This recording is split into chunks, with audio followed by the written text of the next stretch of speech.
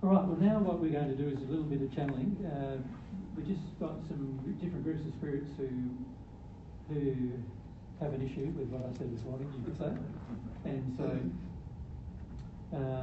at this stage it's one group of spirits who are basically believers in the New Age concepts that exist on Earth today, and another group of spirits who are atheists. So we'll probably handle them then in that order. We'll talk to them in that order. The New Age spirits first. And what we're thinking we'll do is we'll talk to them and then have a Q&A for a short period of time about the channeling and about the belief and how it relates. And then we might, after that, have a short break so you can go to the toilet and then come back, and then we'll do the same again for the second group of spirits. And by then it's probably going to be pretty close to 4 o'clock, I would say. probably well and truly.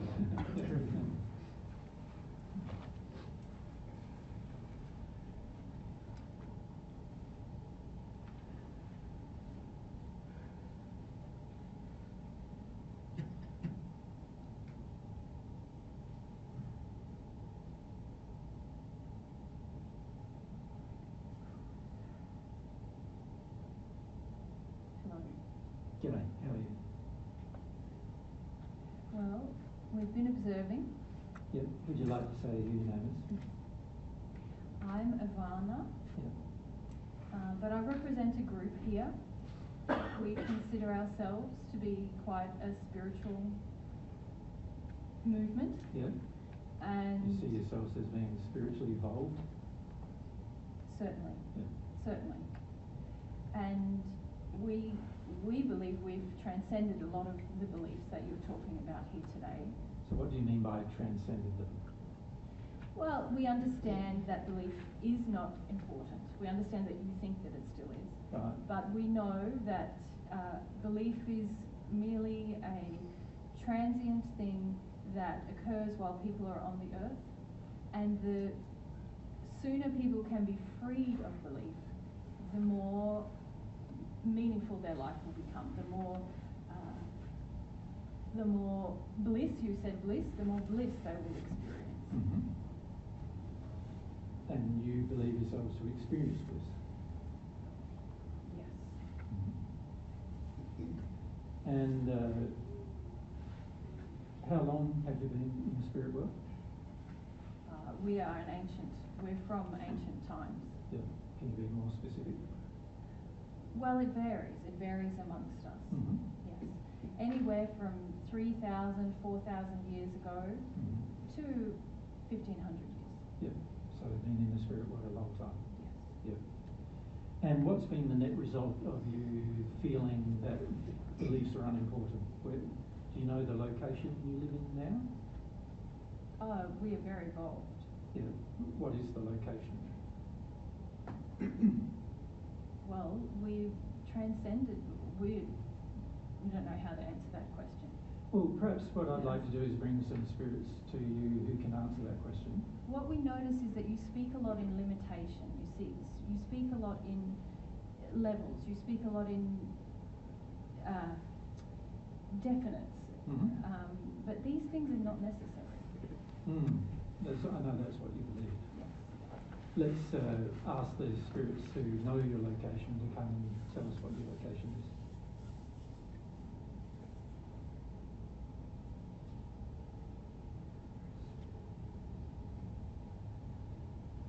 Well, they say it's a little varied. Mm-hmm. Of course, some of us have come together just here today. Mm-hmm. Can you see those spirits have a very good condition, don't they? The ones who have come to you. Yes. They're very loving. Yes. And can you see they're also very happy, aren't they? Yes. Yep. And can you also see they obviously know more than you do? This is one reason why you automatically felt a bit more humble when they came. It's because you can feel that they do know more than you do. Yes. Okay, and where are they saying? They are saying there are spheres in the spirit world, aren't they? Locations. Yes. Yes. And Yes, we don't really understand why they're saying that, because that, to us, is a limitation. Correct. Yeah. And where do they say you are limited to? Well, I myself, they're saying the number 4. Yes. Some others, the number 1. Yes. But again, we're not very comfortable with this. Yeah, no, I understand why you would not be. And many of you have believed that getting rid of your beliefs has freed you from the burden of beliefs, don't you? Yes, and we see everything that you speak of as really, it's really infantile. It's in the infancy of existence. Yes. When one is bothered by emotion, bothered by belief, is bothered by these sort of really base principles is what you're discussing. Well, you believe them to be base is probably a better way of saying it. Yes. Yes. Because I don't believe they are. And also, if you ask the spirits that have come to you to talk to you about your location, you can see they don't believe they're base either. No. Which is a little... Interesting, isn't it? Yes. Yeah.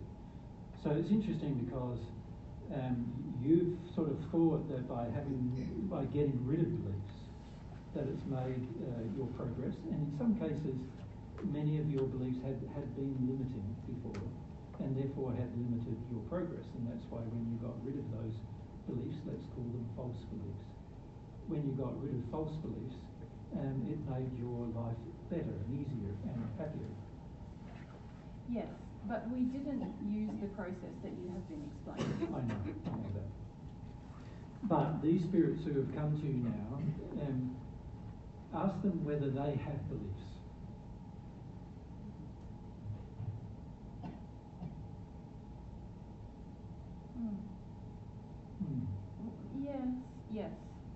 Yes, they do. Yes. And have those beliefs, ask them whether those beliefs have limited their progress or not.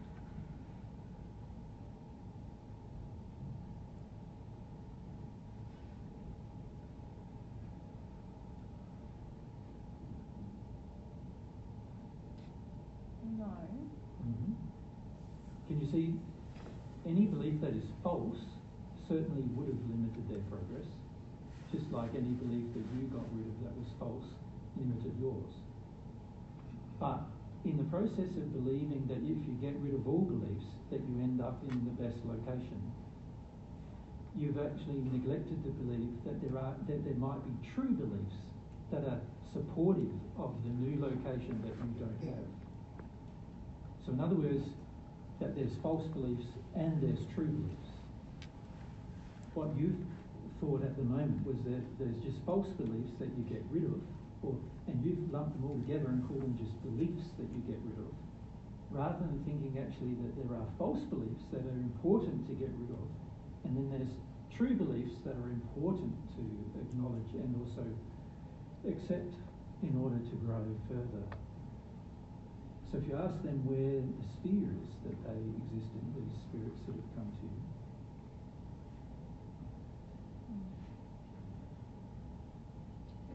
they're saying 7 and 8. yeah. But this, we don't feel very...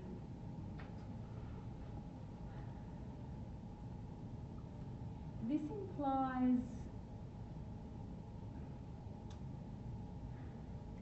Can you feel now that you're starting to get a bit concerned about what it implies?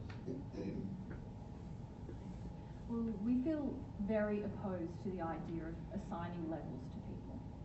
We feel that this is very wrong. Well, we're not assigning levels to people. The law assigns the location of the person. So you know the persons that are in the first sphere that you mentioned, sphere number 1, and the sphere that you're in, sphere number 4, these spheres have different levels of love that belong to each level. And that's why some of you are in sphere 1 and some of you are in sphere 4. But what is love but just a belief? Well, love is actually a real feeling. It's not just a belief. See, we feel that we have come to understand that feelings are not necessary. I know you have. Let's ask the spirits who have come to you whether they feel they're necessary.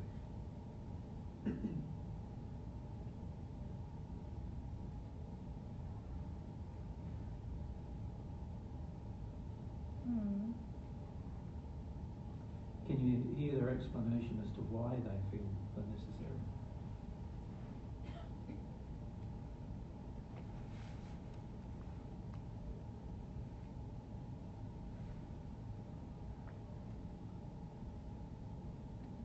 We actually feel quite angry now. Angry at you, angry at them, angry. Yeah. Now I understand the anger, because the anger is always there because there is a belief inside of yourself that's getting challenged. So remember when you were growing in the past, every time you got angry, the persons that have helped you grow or change have helped you see that the anger is something you need to let go of over time, isn't it? Yes. And this feels like a regression. This is what we're saying. This is why what you are teaching is very bad. It's pulling us back to the earth now. It's pulling us back to limitation. It's pulling us back to... Well, it's pulling you back to some of the beliefs that you didn't know you continued to have, actually. But the anger is a step backwards. Yeah, but if you look at the purpose for your anger, your purpose for anger is to get overcome or get control of the feelings you have. So you were saying earlier that your feelings weren't important, but now you're experiencing a feeling, anger, which is there to try to overcome other feelings. Remember, and the problem is the feelings. No, the problem is the beliefs attached with the feelings. Can you not see that if you give up feelings and beliefs, you don't have these problems? That only applies if they're false beliefs. See, if they're we don't agree. But the spirits are in higher locations and you do agree. So the question then there's a simplicity in not having feelings and beliefs. Well, a simplicity, there's a beauty, there's a calmness. Well, it's a false peace though. It's a peace achieved through denial rather than a peace achieved through the acceptance of truth. So it's false. If you think about the spirits who have come to you, they have already explained to you there's truths that you're not able to accept in your current state, which they have accepted. Yes. Yes? Yes, but it's very perplexing. Yes. The feeling now I'm having that I'm not happy about. Yes. But it's perplexing that this is... Yes, they are saying there's beliefs that could help us to attain more happiness. Correct. Or more peace. And more which is really more bliss. Yes. Yes. That's what we seek to attain. Correct. Peace and bliss. Yes. And the shared can humanity. you see us saying to you that you're going to have to accept some true beliefs in order to attain that? Yes. Yep. But what is difficult now Yep. is that when you start to talk to us about that, Yep. is that we're not going towards more bliss, we feel angry. Yes, because that's because of the false beliefs emotionally still inside of you. And unless you let yourself process through them emotionally, they will remain inside of you. Even if you create this intellectual fiction that you're beyond it, they are still there.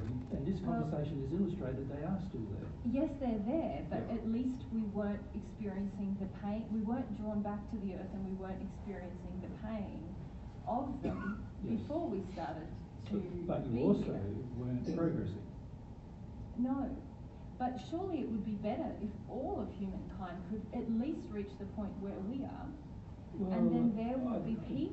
Well, where you are, but what about the ones in the first sphere? Because they're obviously in a different condition than where you are.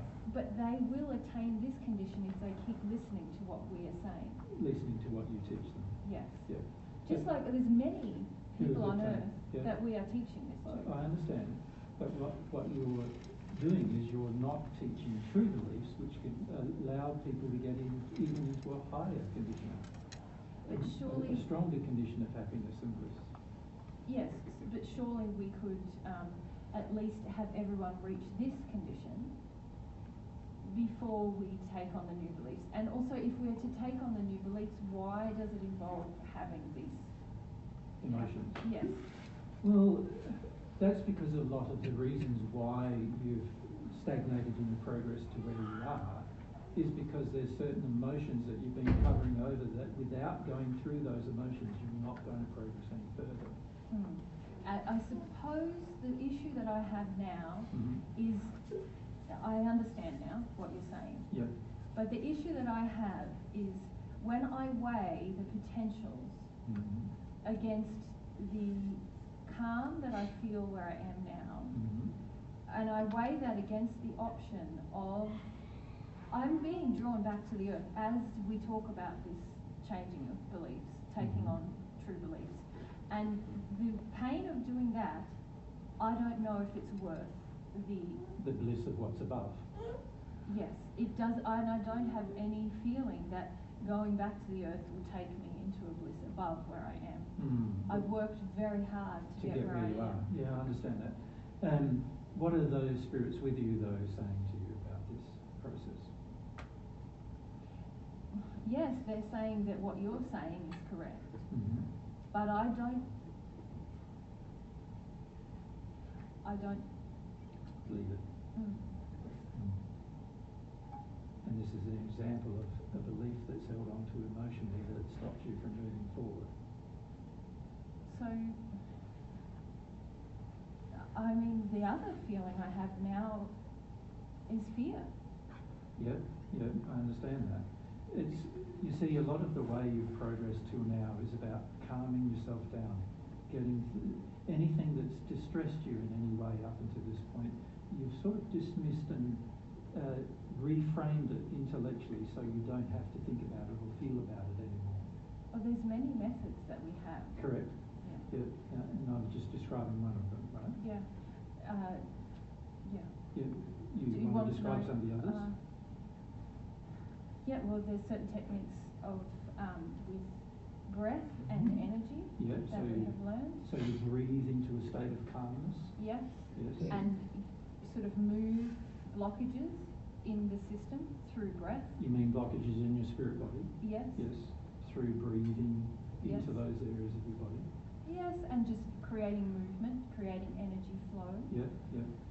There's also collectively as a group, sort of having similar states, teaching kind of meditative states.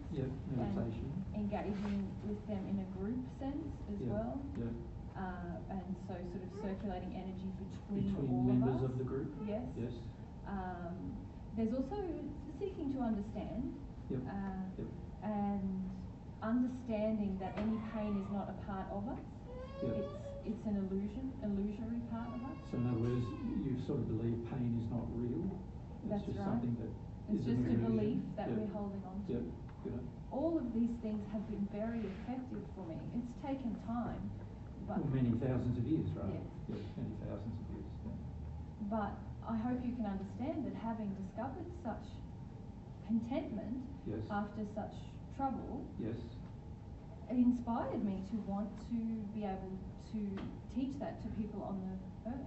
I do understand that, but if you continue to teach something that's limiting, then of course the people you teach will also be limited. I guess the challenge for me is seeing it as a limit. I do understand what you're saying, but it feels a freedom. Let's take you to the gate of the fourth sphere. Should we do that? So the fourth sphere, there's a gate between the fourth sphere and the fifth sphere. It's a transition that you've been through a number of times before in the lower spheres. Now that you're facing the gate, how do you feel about crossing it? Aversion. I feel aversion. Can you remember that feeling from the past when you wanted to get from, say, the first sphere to the second sphere? Will have a spirit just remind you of the process you went through there? No, I remember. Yeah, you remember. And you remember the same aversion existed. Can you remember that? Yes. Even though the second sphere was a better place. Yes. So some of these beliefs are causing a lack of faith in you that the next sphere will be a better place than the current place you're in. You see that? Well, I do acknowledge that the next sphere must be a better place. Mm-hmm.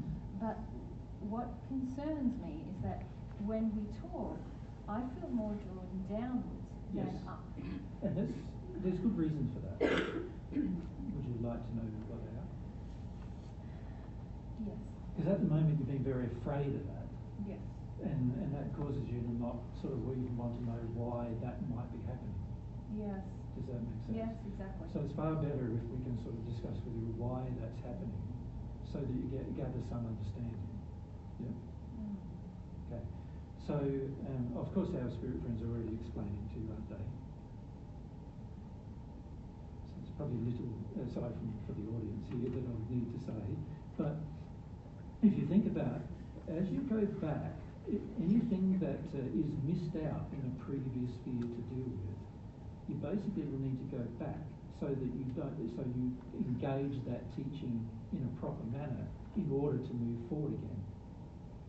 Because things get missed out on purpose. We make choices in our mind and we make choices in our feelings to not deal with certain things.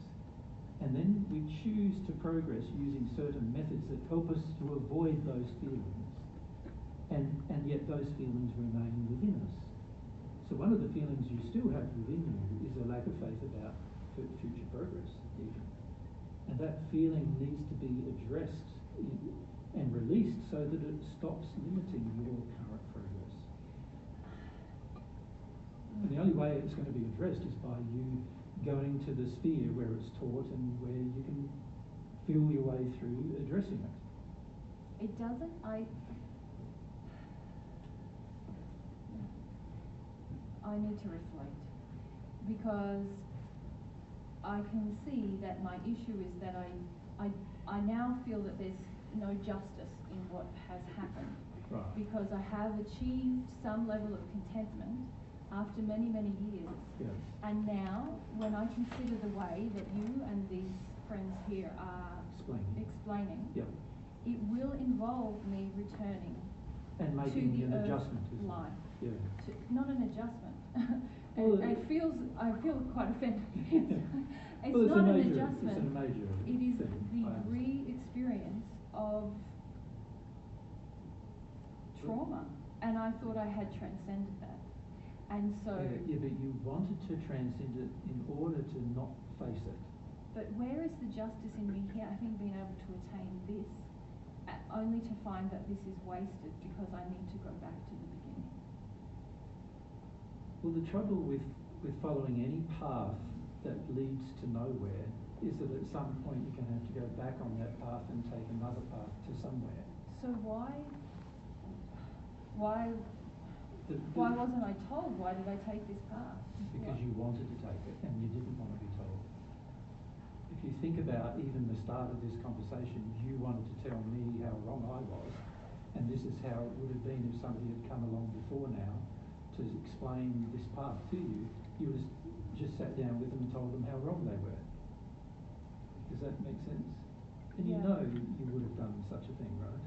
Yes. So I'm not just pointing it out to make you feel bad. I'm just saying that if you think about and actually there has been opportunities. And I have done that. Yes, where people have come to you, have tried to explain to you that there was a different path, and each time, because of the emotions that were getting triggered inside of you, unbeknownst to yourself, you then wanted to explain to them that your path was right and theirs was wrong. And eventually, can you see, in every conversation it got to the point where they just sort of had to give up because that you were so steadfast in your idea or concept that you were right. Yeah. And so I understand the feelings you're going through and they're valid, but I also can see that if we look at honestly at the circumstances of your past life, you can also see there were many opportunities to change the method of progress, but it was pretty hard at the time for you to consider such changes. Yeah. Yeah. Yeah. Okay.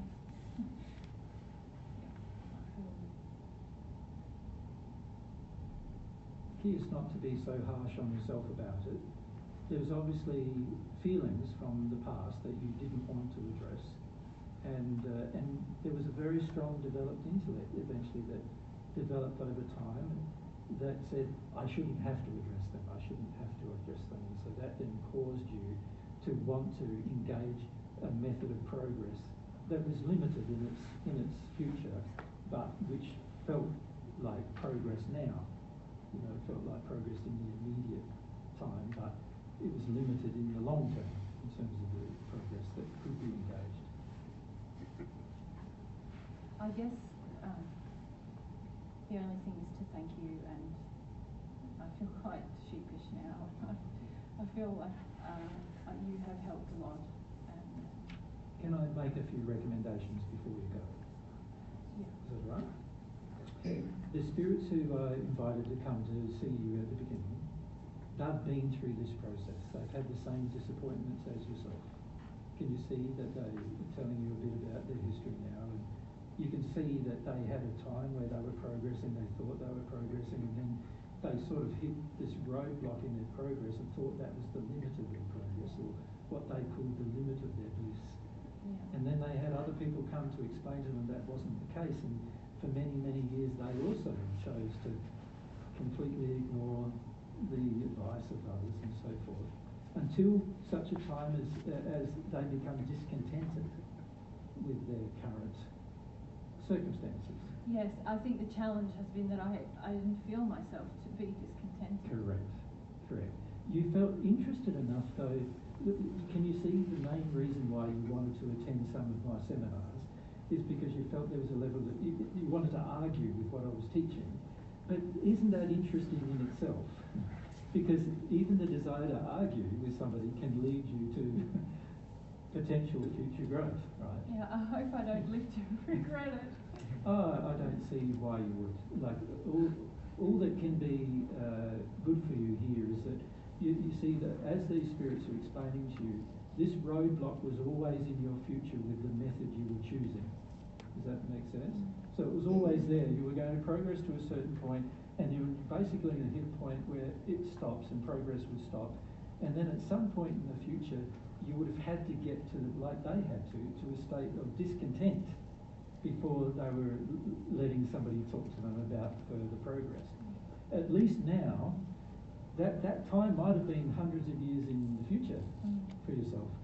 Now it's like the fact that you were here and wanting to have a discussion is great, because it says, right, before the discontent arose, we let's have the argument with the person who's teaching the wrong thing, and let's see if we can convince them about what we believe is right. But in that process, it's created an opening where the discontent begins earlier.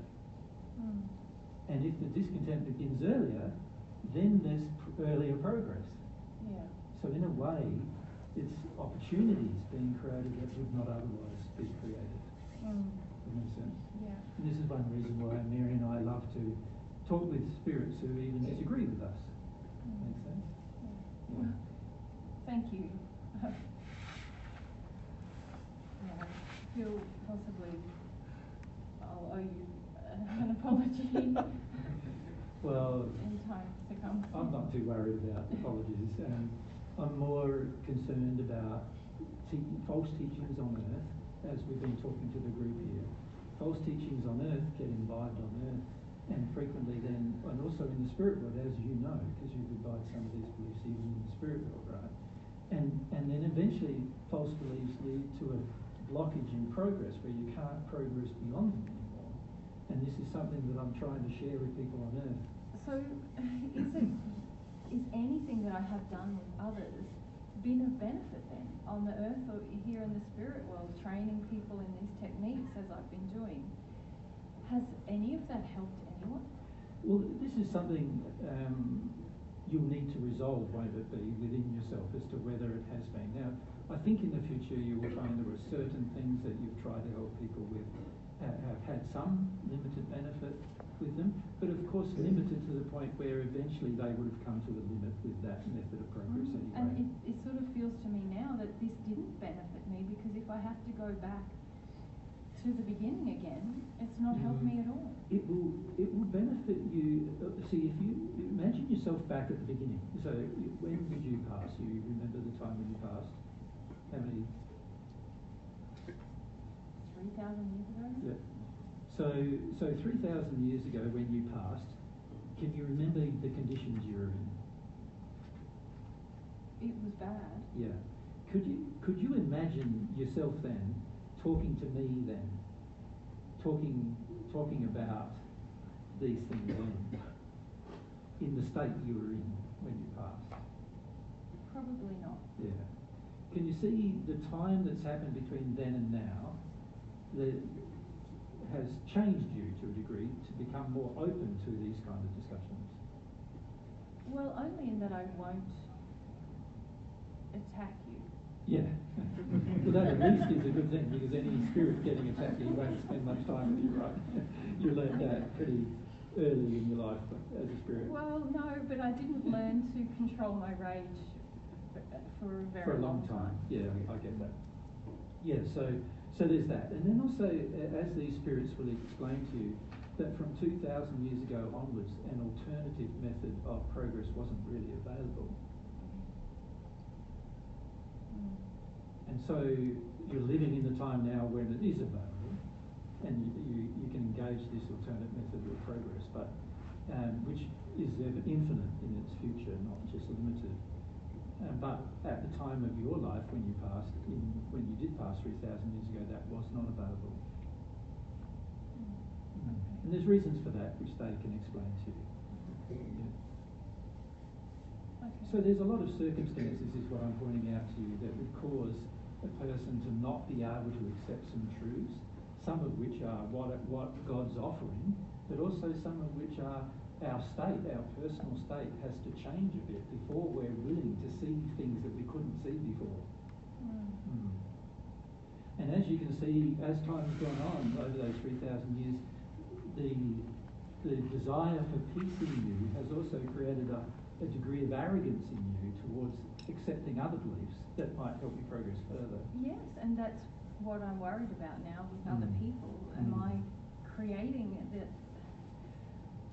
I must be, and I must be. Yeah, and this is a part of the problem with teaching beliefs that are not true. Part of the problem is that we end up influencing other people to do the things that are not true, which also ends up with a detriment with their own life. Yeah. And I know that you fully believed what you were teaching was true, but that doesn't change the fact that if we do teach things that are false, even though we believe them to be true, there is still a detrimental effect on somebody else's life, as well as our own, of course. And one reason why you haven't been able to progress beyond the fourth sphere is partially because of what you've been teaching. Not just because of your beliefs, but also the fact that there's penalties associated with teaching wrong beliefs, and that has limited your progress to the fourth sphere. Does that make sense? I didn't know that.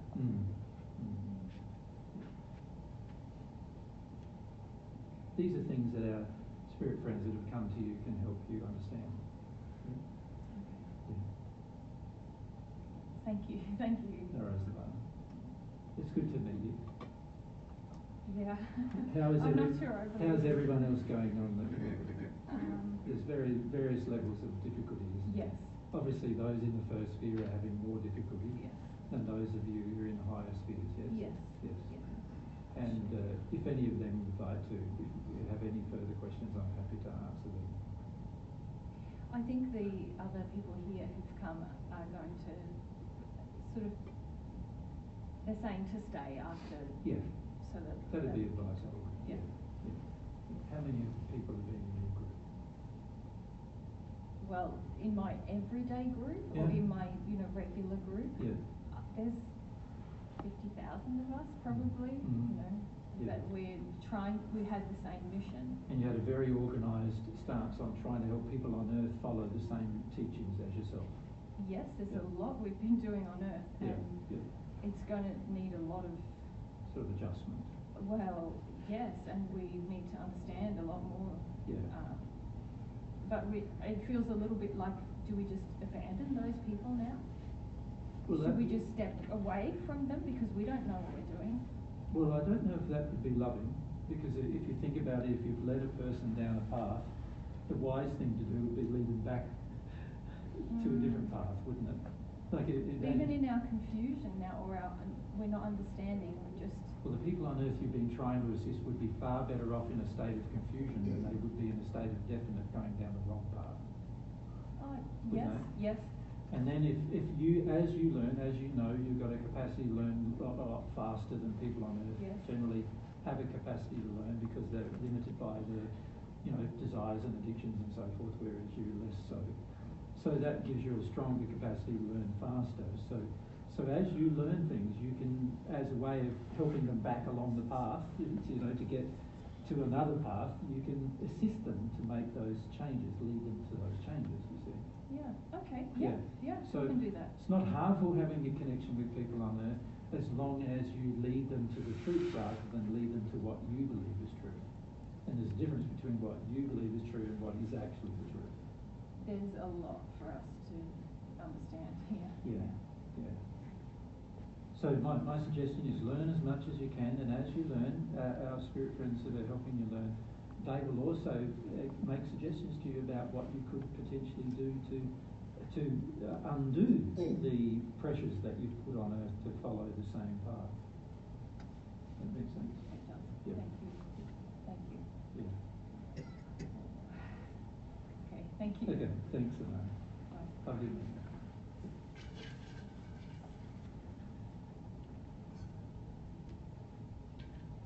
All right.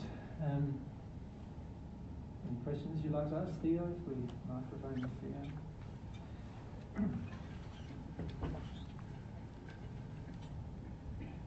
I talk to many New Agers, and I find myself wanting to say, hey, God's not energy, God's real, God's a being you can relate with. And they're like, oh no, that's not true. Yeah, that's right. And I'm like, oh. And I get really triggered by that, and I'm like, I know I have my own problems with God, and as you've been raising, like, I got my own anger to God that kind of preclude what I think I know about God. And I don't know, is it better to just go off and do my own stuff than to pretend to, teach someone something? It's never a bad thing to attempt to share with a person who's in a conversation with you what you believe the truth to be, as long as you're fairly certain what that truth is. If and unfortunately, as we saw there with Ivana, it's the trouble is in your own arrogant state, you can be very convinced of what the truth is, and often be very wrong. So the very first thing we need to learn to do is to first make sure that from God's perspective, what we want to share with a person is accurate, right? And also that we honour their will. Now, in her case, you could see there were many spirits who came to her when she wanted assistance. They came to her and made suggestions in her past. They made suggestions to her about how she could progress a different way. But because of her own emotional beliefs and blockages, she felt that what they were suggesting was obviously incorrect. In her mind, it was incorrect. And that caused her to not listen. But when I had the conversation with her, I could refer to those events, reminding her that those events occurred. So even the fact that those spirits came to her at some point in the past, had tried to help her at some point in the past, even though there was no seeming effectiveness in that process for her, in this conversation, referring her to that was quite effective. Does that make sense? So, but the key thing is, does the person want to have a conversation? So, in Ivana's case, she came to us because she wanted to argue with me, basically. And many people do that with me all the time, of course. We get heaps of emails where people want to argue with me about everything we're teaching. We get lots of people face-to-face wanting to argue with us about everything we're teaching. And I don't mind people coming to me who want to argue, because at the end of the day, it gives me an opportunity to share the truth that might not otherwise be able to be shared. And the difference is if they come with with the desire to argue, but also the desire to attack or belittle or pull down. Now, she didn't have that. Like, as she said, 3,000 years ago, she would have been angry at me.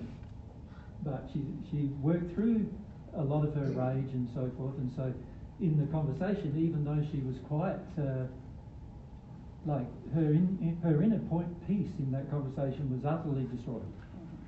But even though that was the case, she still was able to talk to me in a civil manner, right? Without being in a rage and yelling at me and trying to pull me down and all those other things.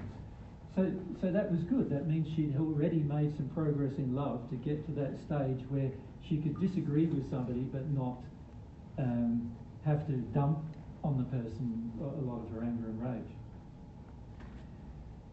So every situation where you're facing a person who doesn't believe what you believe, you've first got to question whether what you believe is true in any way. And then the second thing you need to do is make sure that you're connected to God while you're sharing truth with others. Because if you disconnect from God while you're sharing truth with others, you are now highly likely going to be influenced away from sharing truth and rather be sharing personal information with others. So under those circumstances, it'd be best to retire from the conversation and go through your own experience and your own feelings. Then there are times when you've done that and you've gotten beyond those feelings and you've dealt with all those sort of feelings that you feel, and you just have a loving interest in the person. And under those circumstances, you'll find you'll get inspired to help them in ways that eventually may assist them. It may not assist them when you talk to them, but it may assist them in the future. Right? So, and the key is to not be disappointed that you haven't helped them right now either. Right? Many people have an attachment of their own worth to somebody else believing what they believe. So in other words, if I try to convince you, Theo, to believe what I believe because I feel my worth is improved if you believe what I believe, then my motive for teaching you something is very impure, it's very selfish.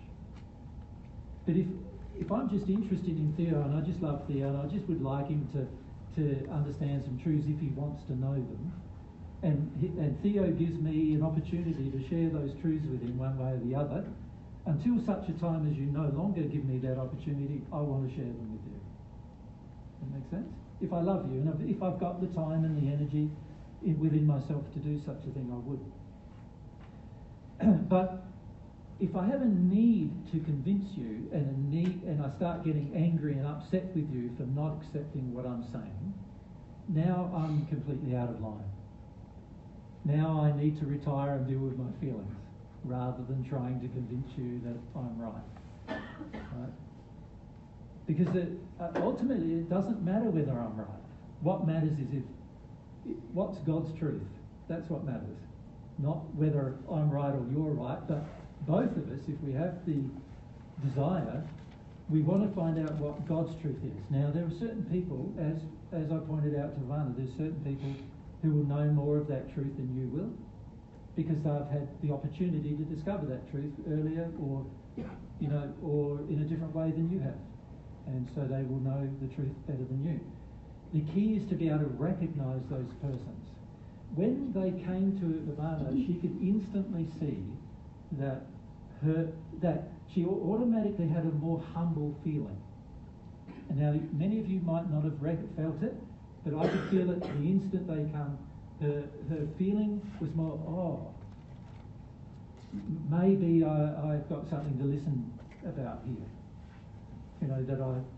Because she didn't expect anybody who was in a brighter condition, a happier condition than herself, to have a completely separate belief system than herself. She didn't expect that. And so that caused her to pause and go, what's going on here? Something's going on here now that I didn't expect. Now, she's been following us for a number of weeks, Ivana, in terms of listening to us. and her group as well, because they were concerned that what we're teaching is against what they're teaching. They want me to stop me from teaching it. That was their purpose for following me around. And many of them, while we've been in the USA actually, have been getting involved with the audience, saying what he's saying there is not true, what you think is right and what he's saying is wrong, and all that. And this has been going on for some time, right? Now, we're aware that it's going on, but most of our audiences are not aware. And being aware means that you can then give an opportunity, which is what we wanted to do, to make these adjustments, like to try to help the persons. The more we can help the spirits who are influencing you, the more that spirit pressure relieves, and the more you're able to have your own thoughts and your own feelings and your own opinions. When you've got this heavy spirit pressure around you saying this is what you should believe and this is what you should think, and it's very much in harmony with what you're trying to avoid internally, it makes it much more difficult for you to hear the truth. When you actually hear it, you don't actually hear it with your heart. You know, it's just like in one ear and out the other, as the saying goes. So having a conversation with people is a very important thing, but if it's done in an unloving manner, it's going to actually cause more distress and pain than if you didn't have it at all. And not only more distress and pain for the other person, but also for you. Yep. And that's just something to bear in mind when you're sharing truth with others. Make sense here? Yeah. You got any more questions about that? You're up. Okay, let's come over here and there. Yeah. So here. To go off of beliefs, I grew up neo-pagan Wiccan, and so the God is nature was very heavy. Very prominent. Yes, in my life. Yep. I feel like I'm very sincere. Like I want to know a lot of truth. I have a really hard time with self-doubt, and I know it was taught to me by my parents. Yep. I wanted to ask, how do you guys, or do you guys feel through your self-doubt and then naturally you're more open to the truth, or how should I approach that? What you call self-doubt, how would you describe it as a feeling?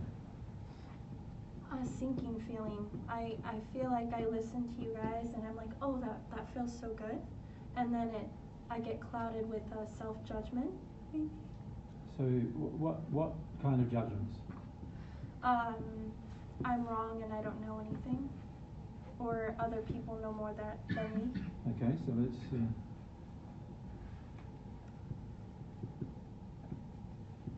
And the reason Jesus is doing this is because doubt is a funny thing. Doubt is not a real emotion, actually. Yeah. Let's just write down a few things you actually feel. There's other things you feel too in this self-doubt. Can you?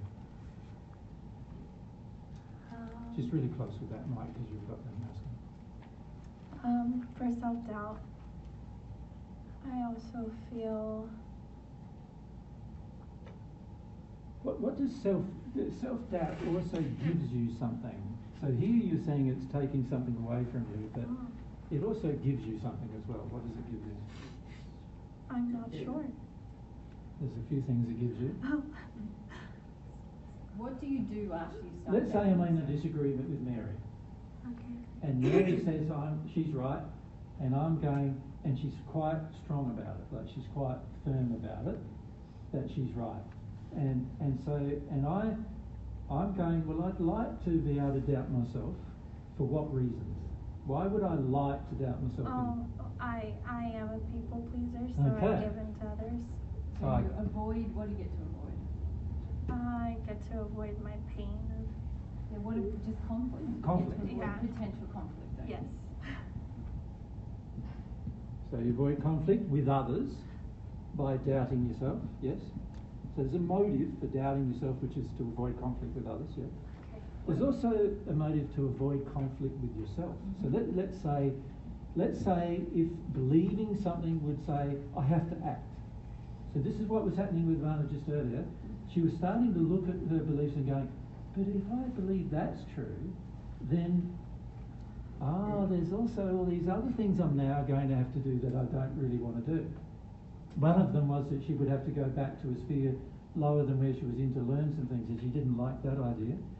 Another one was that she was feeling some anger and other feelings that she didn't want to have to feel. And another one was that she started realising she would have to unteach some of what she thought were truths, which were not true. She would have to unteach it. And she wasn't too happy with that idea either. Does that make sense? Yes. So sometimes self-doubt causes us to avoid internal conflict. And action. We don't have to act if we're still doubtful. Oh. Does that make sense? Yes, Right. very much so. So, self-judgment is actually an addiction. Self-doubt is an addiction. Self-doubt is an addiction too. Yeah.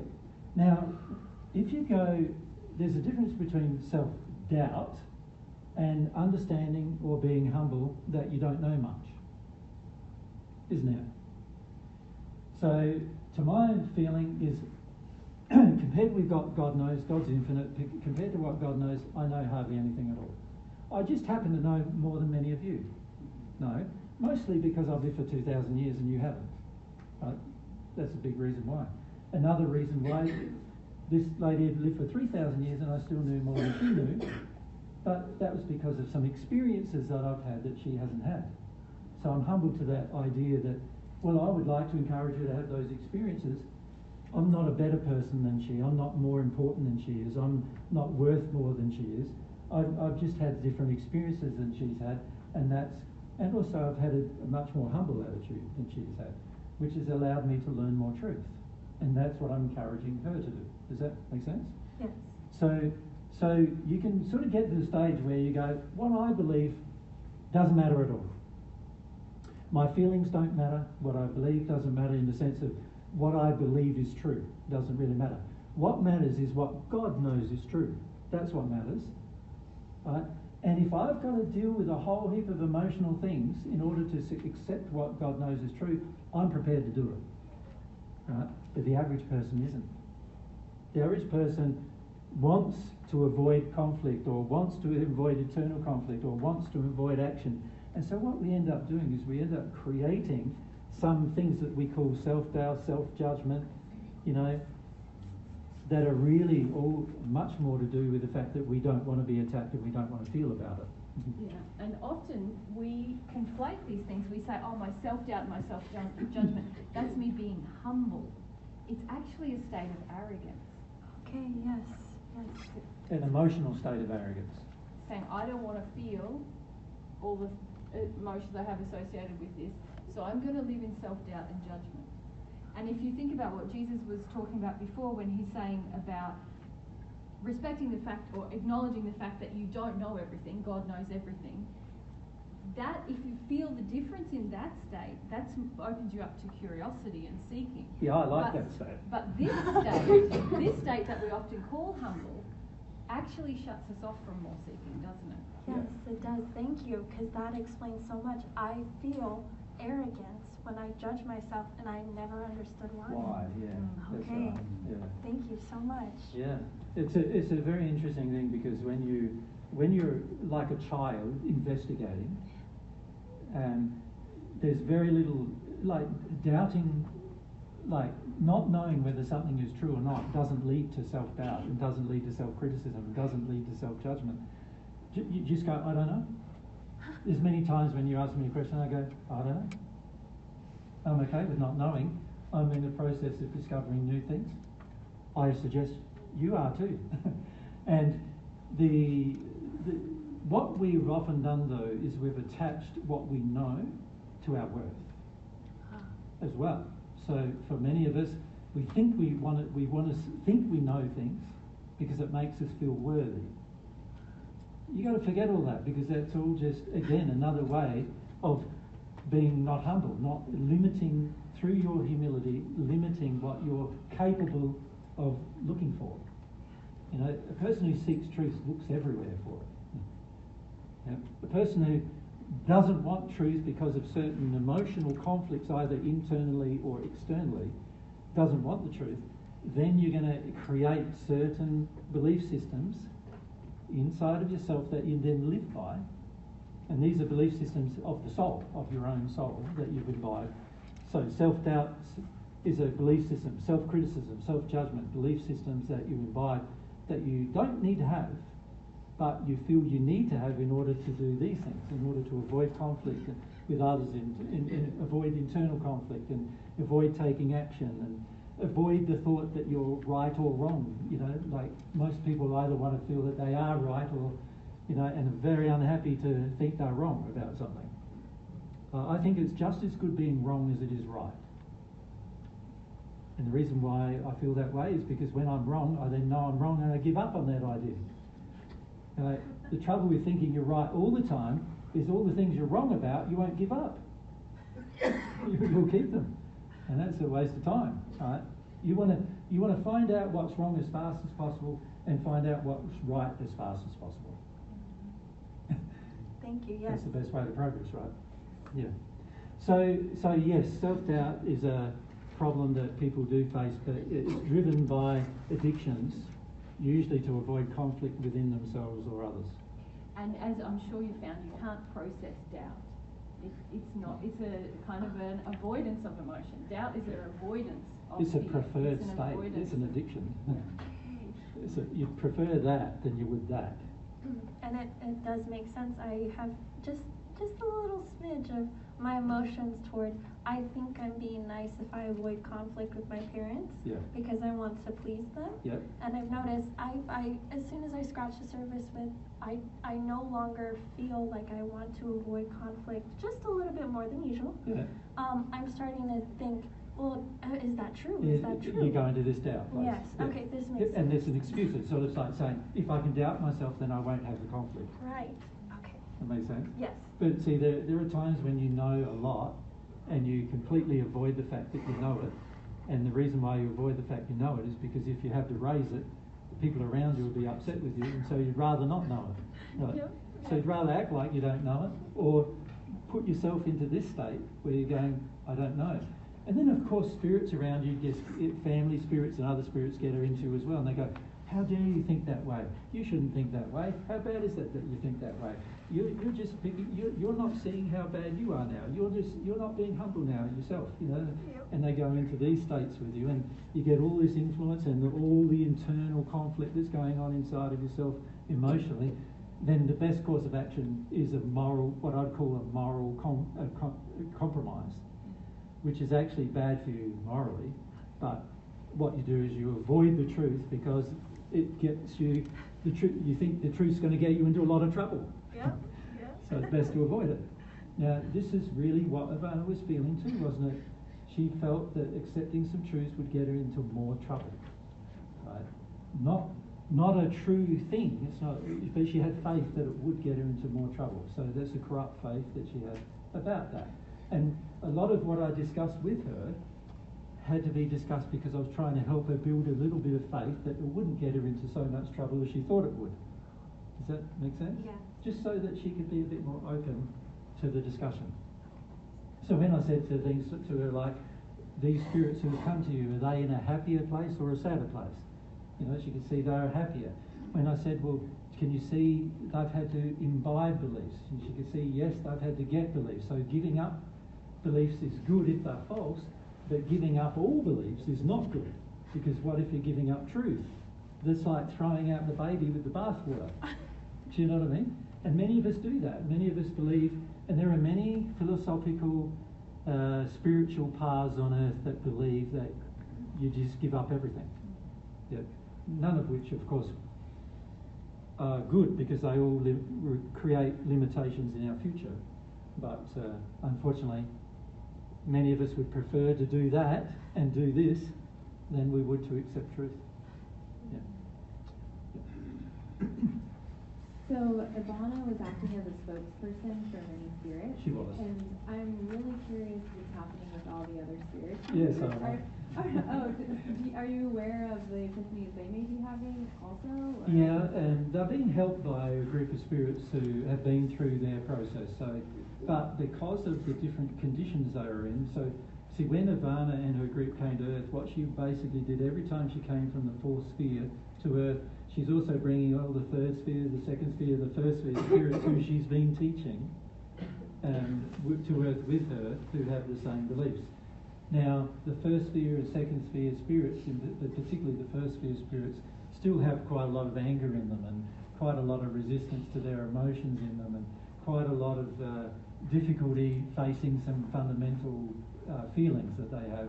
And so it's harder for them to come to terms with what I said to Ivana that it is for Ivana to. So, one of their common attractions I could feel is that they believe emotion is weakness. And so that's why spirits are attracted, that's why they're attracted to what Ivana was teaching. Yeah. And obviously some of them feel very sort of betrayed now by her as well. They feel like they've been misled by her, which was part of what she was starting to worry about as well. Yeah.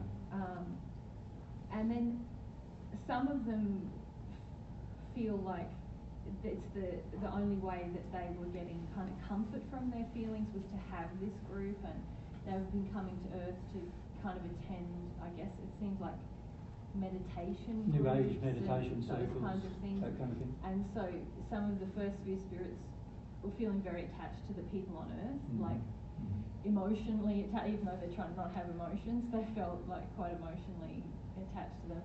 So there's quite a lot of some of them angry, some of them quite sad because they'd listened to the discussion as well and could see, well, okay. And they met the same spirits. Yeah. Because the spirits were all meeting here on Earth rather than in the sphere that Ivana was.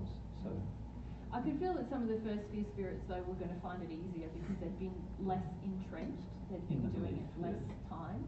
So in one way it's harder because they'll have more sort of inflammatory emotions. On the other way, they'll find it a bit easier because they're not as entrenched as she was in the belief. But there was a lot of them. Yeah. Yeah, And they've been influencing a lot of people on Earth. yeah. And that was one of the things that she's sort of impressed upon me as she was leaving, is that like, well, a lot of people here have these beliefs that we have too. Yep. A lot of people here, that's partly why we came. And a lot of people aren't.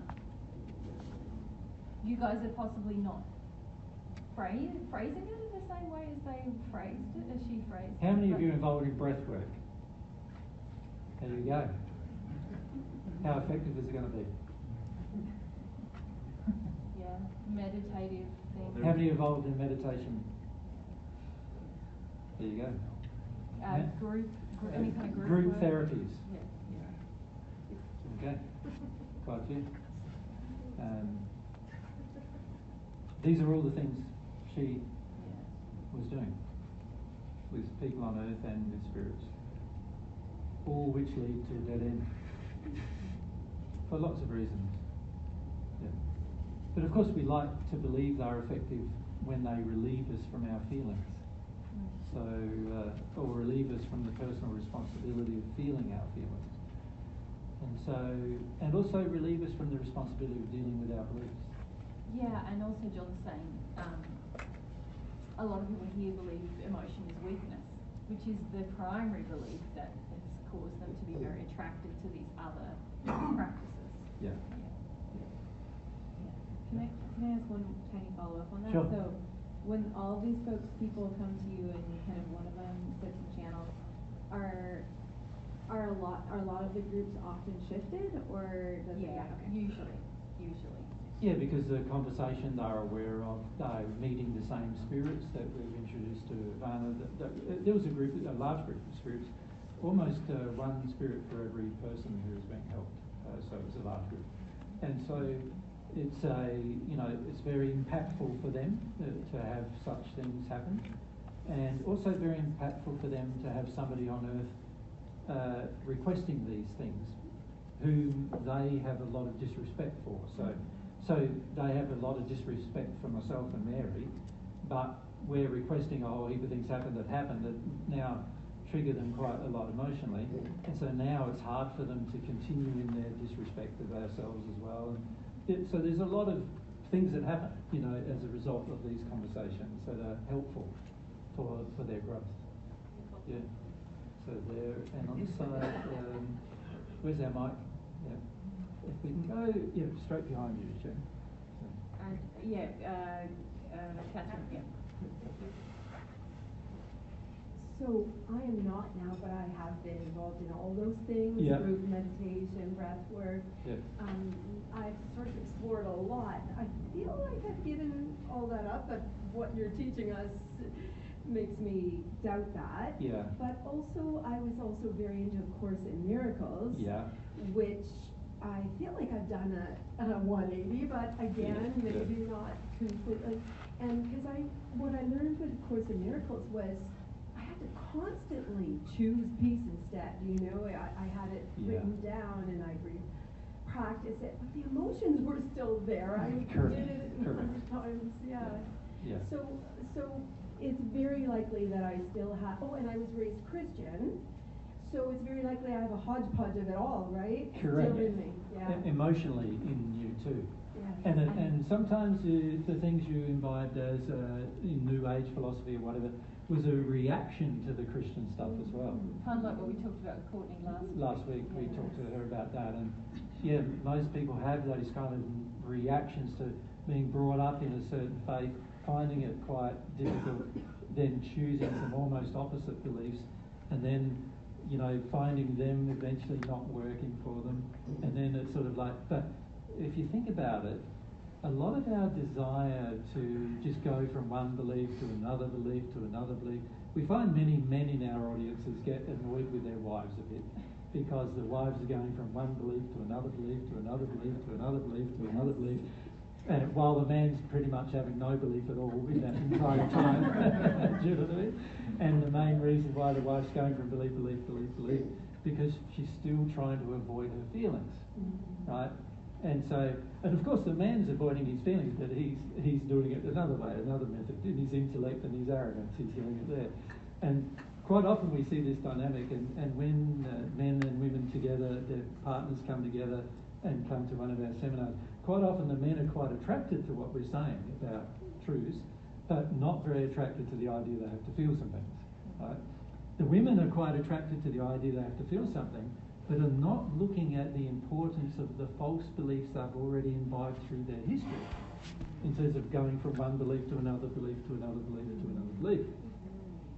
And so you end up in this sort of state where one group of people not dealing with their emotions for one reason, and another group of people not dealing with their emotions for some other reasons. And in the end, we're all going to have to address these things if we want to progress properly, obviously. But it's quite difficult at the beginning, because you start realizing, I had the Christian belief, and I had that belief, and I did that for a while, and I did this for a while. And can you see also there's a pattern that everything got to a point where it wasn't fulfilling anymore, and then I went on to something else. And then I did that till it wasn't fulfilling anymore. And then I went into something else. And then I went that when it wasn't fulfilling anymore. And then I went into something else. Now, if you do that enough times, can you see there's also a danger of completely giving up in your search for truth, because you feel that everything I try ends up being not fulfilling, right? So there's also that danger that many people face. Well, and I think everybody feels that way about me in my life. They give up on me, and I feel foolish often about all my wrong paths, but I didn't give up, and I'm so thankful. Yeah, that's the thing, not to give up. Yeah. It's very important to not give up your search for truth. Very important. It's important for your future life to continually search for truth and never believe you know all of it, ever. Because it's impossible for you to know all of it, because God's truth is infinite and you're a finite being. You're never going to know all of it, but if you have this very seeking attitude towards truth, you'll benefit, your history, your life in the future will benefit. You'll become happier more rapidly as a result of the seeking attitude.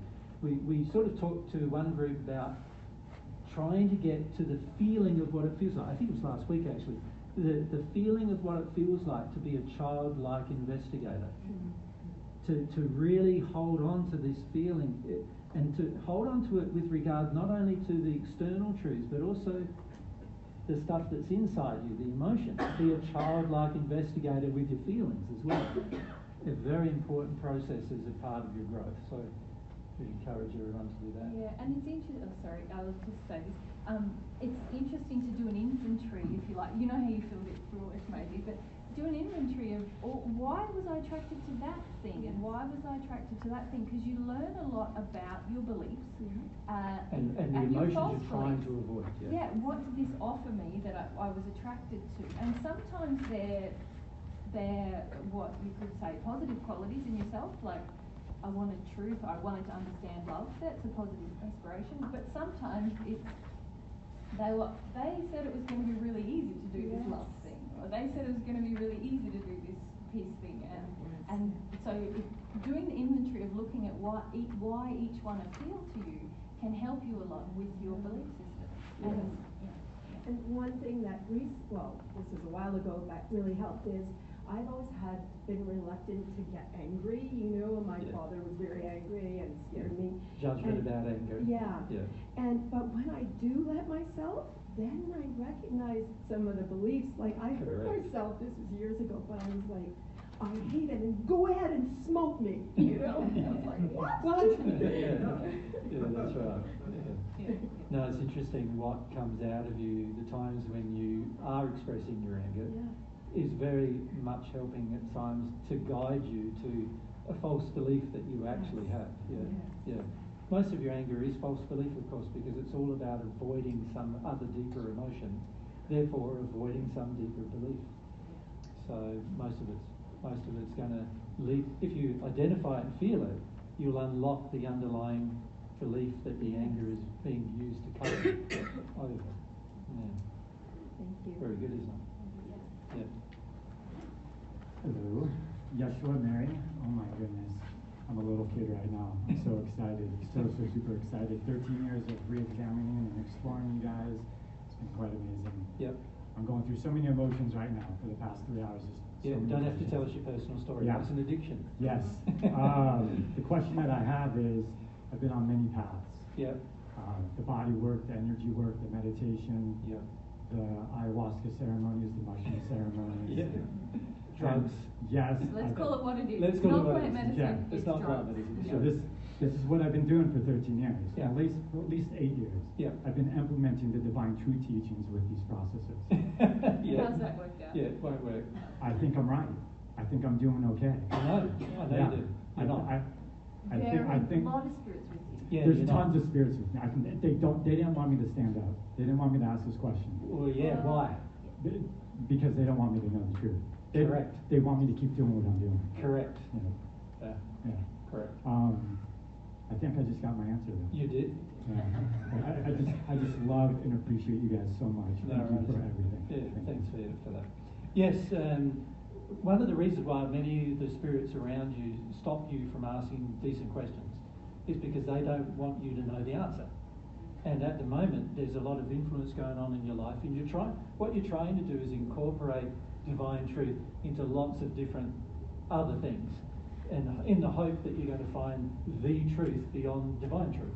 It really, and a fair bit of it is driven by some arrogance and feelings of wanting some superior feelings and wanting to believe that you're better than others, and also that you're going to discover some truth beyond what Jesus is sharing with you, and at some point in the future And you you're can going be to the new Jesus. Yeah, Yeah. Oh my God. yeah, that's right.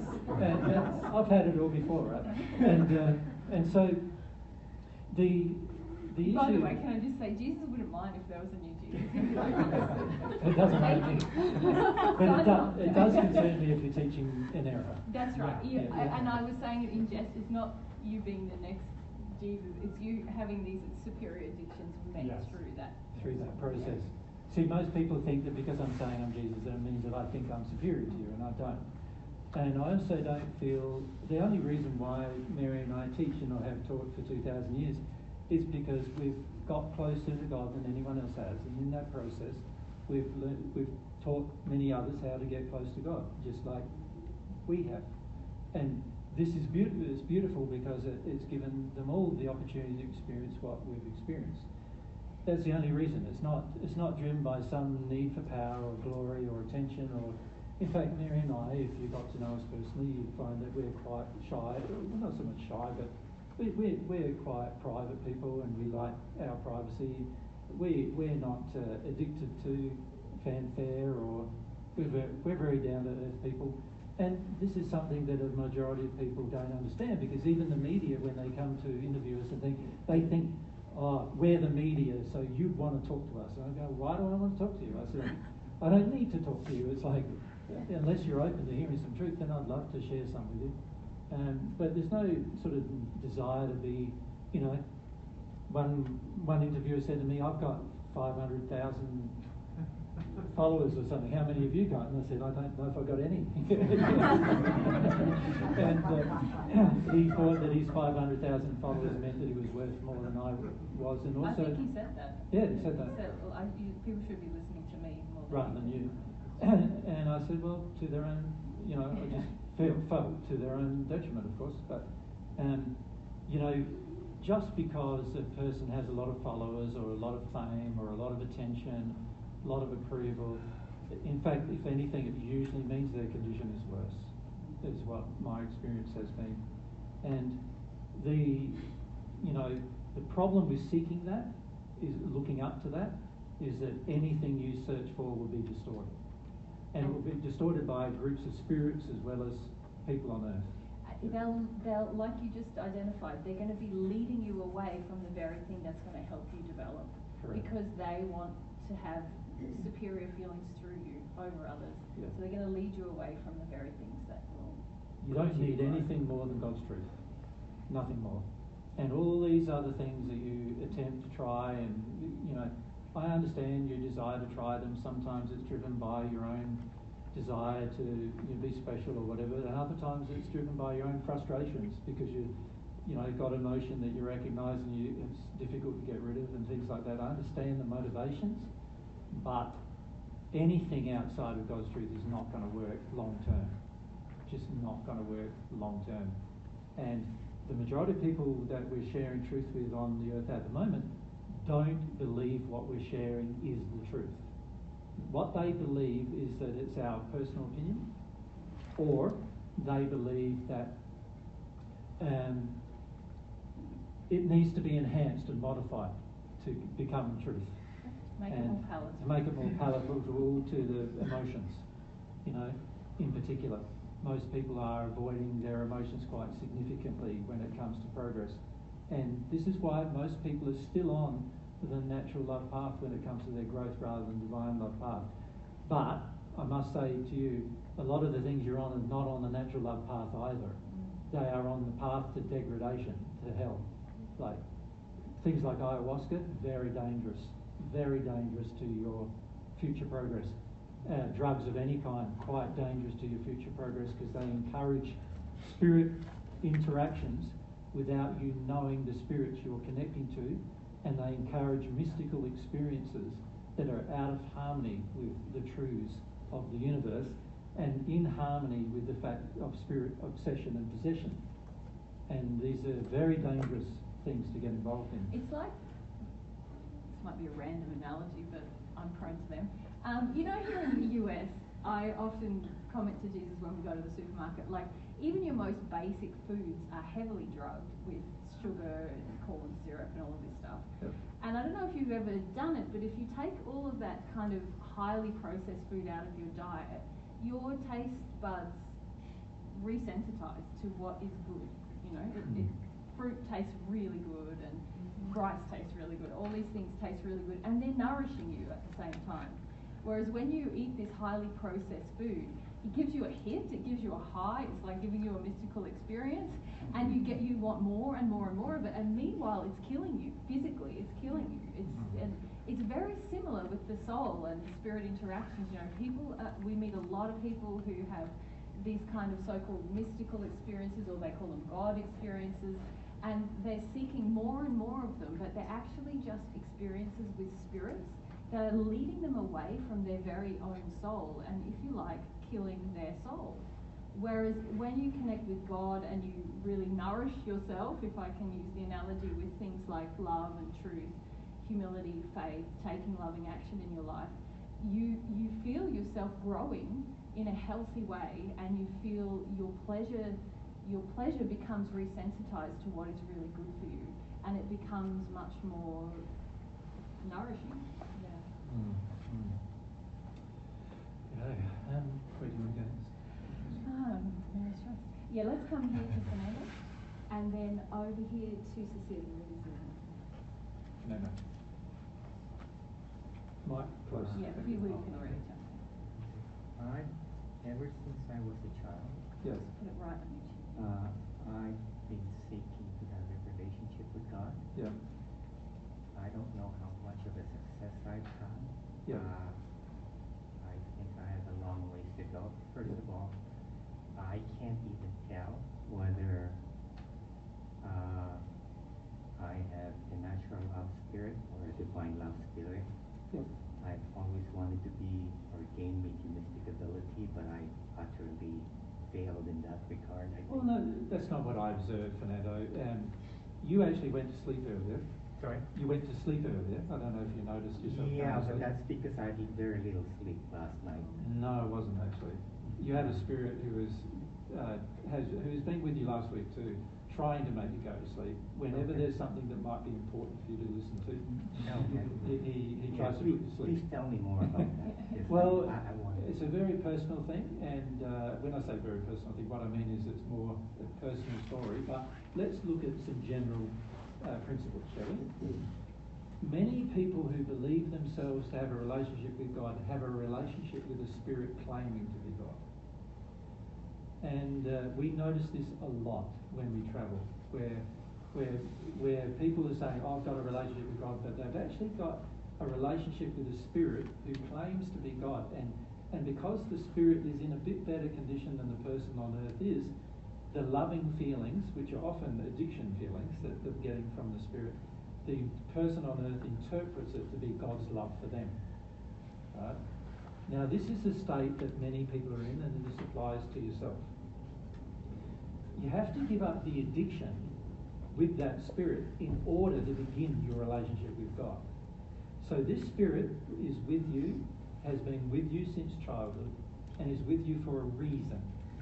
Do you know what the reason is? I don't know. When I was young, I dabbled into yoga and meditation. Yep.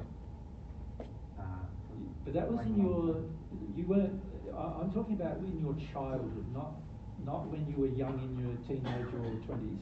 I'm talking, go right back to like 5, 6. Sorry, what's the question again? The spirit, you see, he doesn't want to...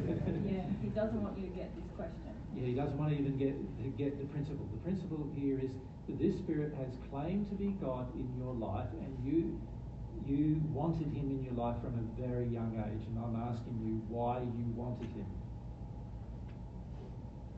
I don't even know that I'm connecting to a spirit. I thought I'm Connected to God. Yeah. Well, I wanted to connect to God. I don't even know whether I'm connected. Think about the reason why you thought you wanted to connect to God when you were little.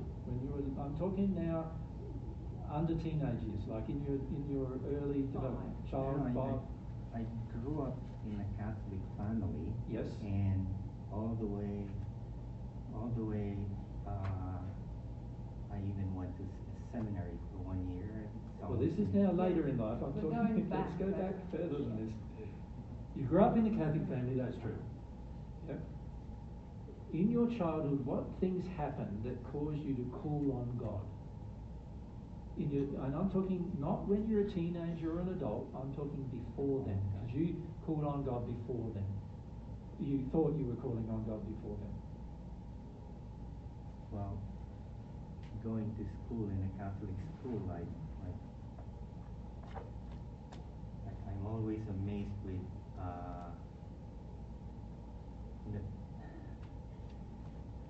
I've learned of the lives of saints, and I thought, gee, they're connected to God, so Yeah. that's what I was aspiring for. Like, I don't know, tell me. Well, I'm trying to get you to reason out for yourself, and there's a reason why I'm trying to do that. What do you reckon that reason might be? You see, it's one thing for me to say, Fernando, you are not connecting to God, you're connecting to a spirit. It's another thing for you to ponder about how this connection with the spirit began and what your reasons for connecting to the spirit were. I don't know when it began, you see, I mean.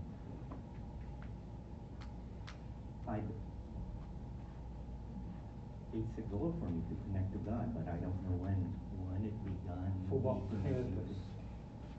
What's your reason for connecting to God? You have a reason. I thought that's our purpose, is to connect to God, because I acknowledge there is a God. I'm a created being, I wanted to connect to Him. And while that's technically true, there are emotions within yourself. There were emotions you wanted to avoid within yourself that caused you to seek out God and not soccer or art when you were a little boy. So I think rather than answer the question now, because you know you're going to have to reflect about this. You know, what do I want out of my relationship with God? Like we were suggesting earlier, I don't know if that's when Fernando was asleep, when we were talking about what are the things that I want God to give me in this relationship. It would help you to write a list without any judgment or thinking. That was when you were asleep. Is it? Yep. Yeah. What do I want out of a relationship with God? And then examine. What do you think God's going to give you? Yeah. Sometimes I wanted to connect to Him so badly that. You were desperate, I agree. Yeah, I always wondered what it is like to be at one with Him, reaching the spiritual. Now your mind's involved. There was some emotions involved that you're not letting yourself have. And it's like you want to tell yourself one story, but there were some emotions driving your desire to connect to God when you were little. And if you think about your family life and the difficulties associated with your family life. When I was little, I don't remember ever connecting to God. I mean, I prayed the rosary. That's what I thought connecting to God is, because I grew up in a Catholic faith. I feel like this might be one of these situations where your wife can answer the question.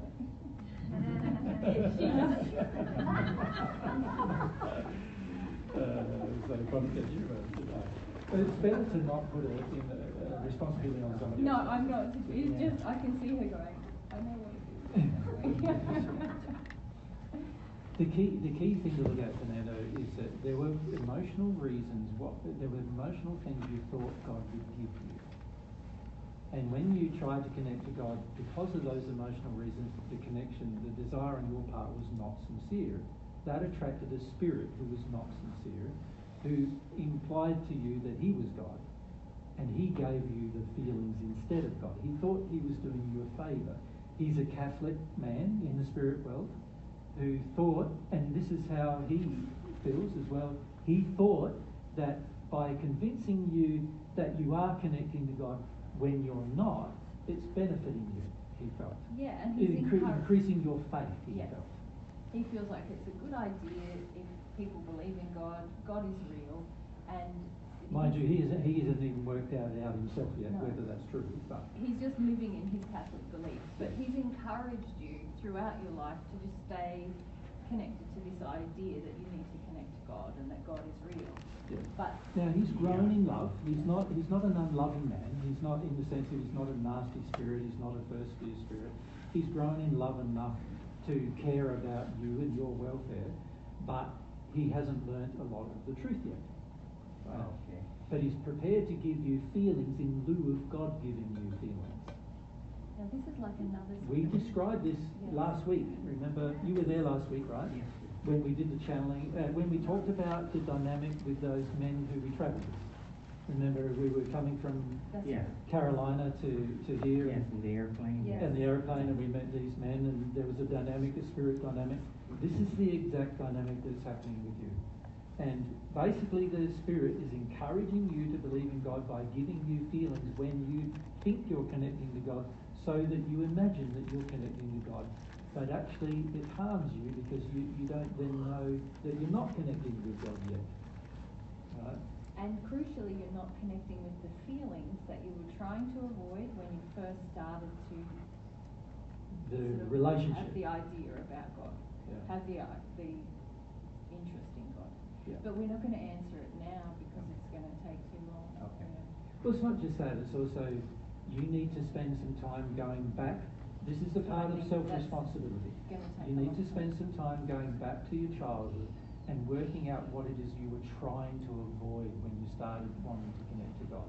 And there were certain things in your childhood you were trying to avoid. What age? Feelings. At what age in my Before the childhood? age of 10. I think it's 5. Yeah. But I think that I'm feeling that from the Spirit with you. Yeah. But again, it's something that you'll need to. You're not going to be able to remember what was happening when I was 5 necessarily. It's a feeling thing you need to. A faster way to do it is to It's feel still right there. now. It's still yeah, there. It's still in Yeah. you. The faster way to do it is to feel right now. What are you hoping? This is why I asked the question. What are you hoping God will give you in this relationship? You keep saying, I'm just going to have a relationship. And I go, no, there's things you want out of it. What is it you want out of it? It's like with almost every relationship, people enter them because they want something. Like sometimes at the end of the day, then I would look back what has transpired during the day, and I would think the things that I've done that are not loving, that I can improve on. Yeah. And I would pray to God to shed some light on that. Yeah. We're still not going back to your childhood. We're now talking about you. How old are you now? Gee, I can't remember. Don't give me that. Connie knows, 68. So you're 68 years old now, right? Yes. Yep. And what you're doing now is describing how you think you feel now. Yeah. Yep. Which is not how you felt when you were 5. Right? And what I'm trying to encourage you to do is to go back to when you were 5, and you're very resistive to doing it. Very resistive. And also you. For what I can see. I don't think I had any belief systems when I was 5. Like. No, but you had some beliefs about avoiding feelings. About wanting to get away from avoid. certain feelings. And you were hopeful that God would help you get away from them. Oh, that's going to be a challenge. Yeah, it is. Yeah. But it's necessary. It's mainly a challenge because you're used to thinking in your head Yeah. about this relationship with God. Yep. As soon as you start to connect in your feelings about your desire for God, it will be very easy actually, because it's the same feeling now in you as when you were 5. Oh, I could remember. I wanted to avoid bedwetting. Right? Yeah. So shame, avoid shame. Yeah. Yep. Like to this day, like when I sleep, Yep. I practically wake up 8 to 10 times a day and go to the bathroom just so I don't wet the bed. Yep. Like, Yep. That's what I can remember I was Okay, avoiding. so that's one thing, Yeah. and you're getting close now, but there's shame associated with in your childhood that you wanted to avoid. And also some fears. But can you see, even just us being persistent with you has caused you to contemplate more deeply? At the beginning of this conversation, you were just saying, no, it's all right. And now I'm going, no, yes, so there was something in your childhood, and there's some fears in your childhood, obviously. Bedwetting is caused by a person not wanting to come back to their physical body when they're a spirit. So every night you go to sleep, you are in your spirit body. You're in the sleep state. And when the body is calling you to go to the toilet, I would find a toilet in the spirit world. you would like to, yeah. Yeah, that's right. Or anyone But it who's doesn't went to help bed, your physical that's what body, you do. right? Yeah. So what the average child will do under those, if they're afraid to come back to their body, and there's all sorts of reasons why they are afraid to come back to their body, and this is something you haven't contemplated, is there was all sorts of fears that you had as a child. and that cause you to be afraid to come back to your body. And as a result, you end up wetting the bed, right? And then you get ashamed of wetting the bed. But actually there's fears that cause you to not want to come back to your body.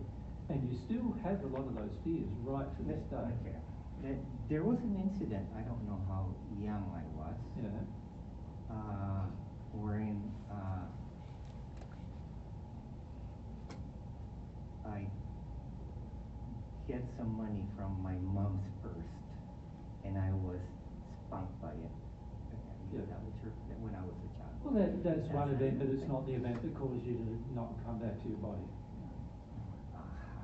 We will stop. We're going to stop because we'll be here all afternoon. I don't want to give you the answer, because if I give you the answer, you won't investigate, and I need you to investigate for yourself. And it's a part of your development. This is a part of you coming to understand. This is how you're going to grow, is by having the question. You're very worried about the question. You just want to get an answer. Yeah. But you need to sit with the question and let it work on you. Yep.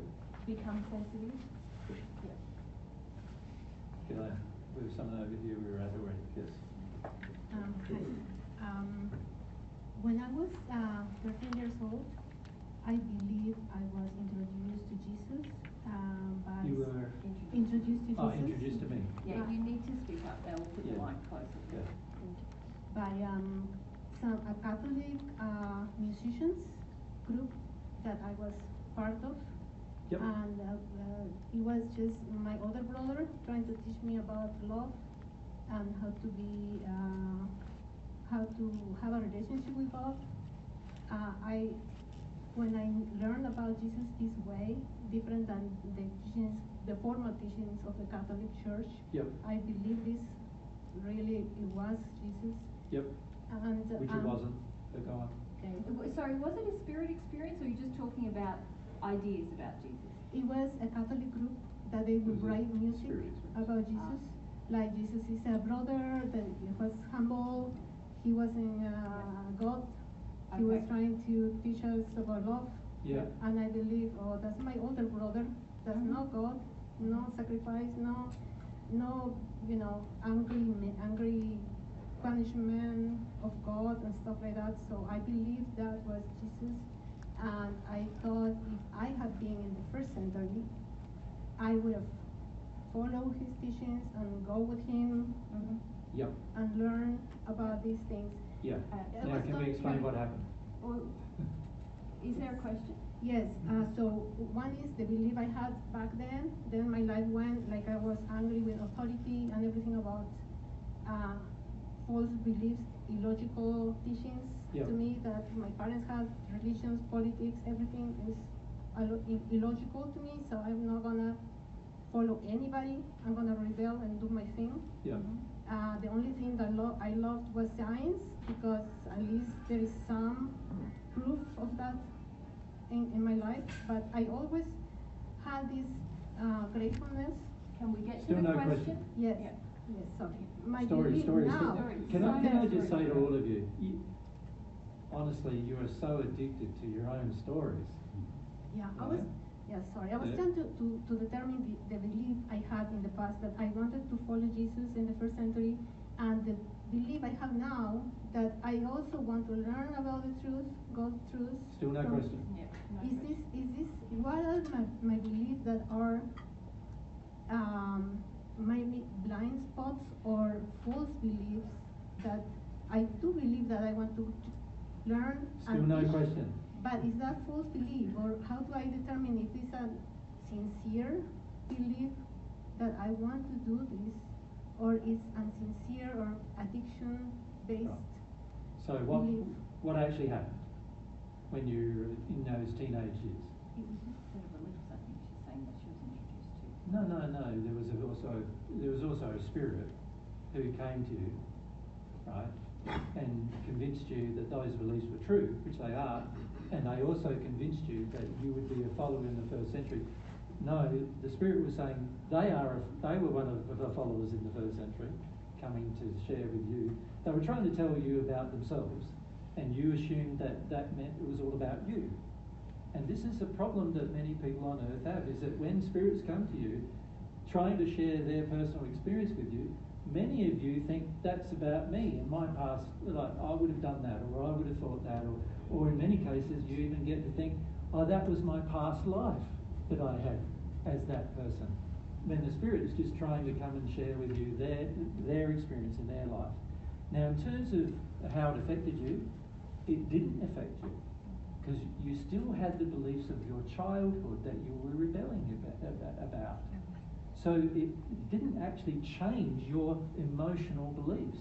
What it actually did was you changed your intellect, your intellectual system changed, but your feelings were still Catholic in terms of the feelings coming in, that are still there, by the way. From an emotional perspective, you're still Catholic, right? You still hold on to some of these beliefs. And what you're doing is you're looking for some kind of experience that causes you to become like a follower of the truth without it having to be something that you personally have to choose to do for yourself. That you have to put some effort into, using your will to put some effort into. And this is one reason why you got so angry in the rebellion stage. Angry with authority, right? Because you get presented with an intellectual concept which is against the beliefs. You still don't want to feel the beliefs and how they were, go through the feelings of the beliefs. So you'd rather replace them, but the feelings are still there. So how do you suppress them? Well, how you suppress most feelings is by getting angry about them. That's a very effective way of suppressing some feelings, and that's why you got angry. But with all that being said, can you see it's still about you? You want to be special. You want to be unique. And many of you feel this way. You want to be special. You want to be unique. You want to have a special experience. But God loves you as much as God loves me.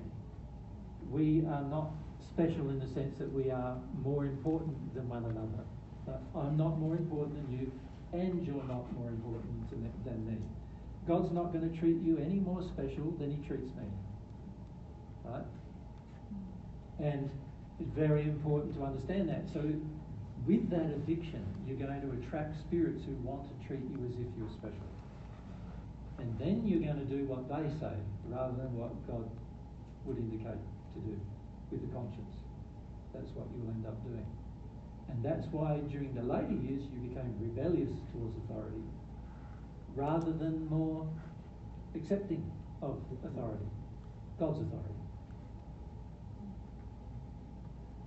Do you believe my desire now to learn about the truth, God's truth, and my desire to maybe eventually help in this path, in the things? Can you see where you went there? There's your own desire for God and God's truth. That's yours. Then you went, I now need to feel special that I'm going to help somebody on the path. Now you're going into special stage. See, and while you have that special feeling, you're not actually going to have a relationship with God either. Right? So my suggestion is you've got to deal with this feeling special thing that's trying to go on with all of these feelings. And you've got to deal with it in such a way that you realise that you're just the same as anybody else, but your desire can be leading you down a track.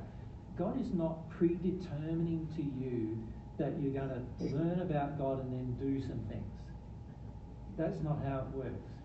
If you learn the truth, your desire will build, and that desire may lead you to do things. But it's not God predetermining your desire.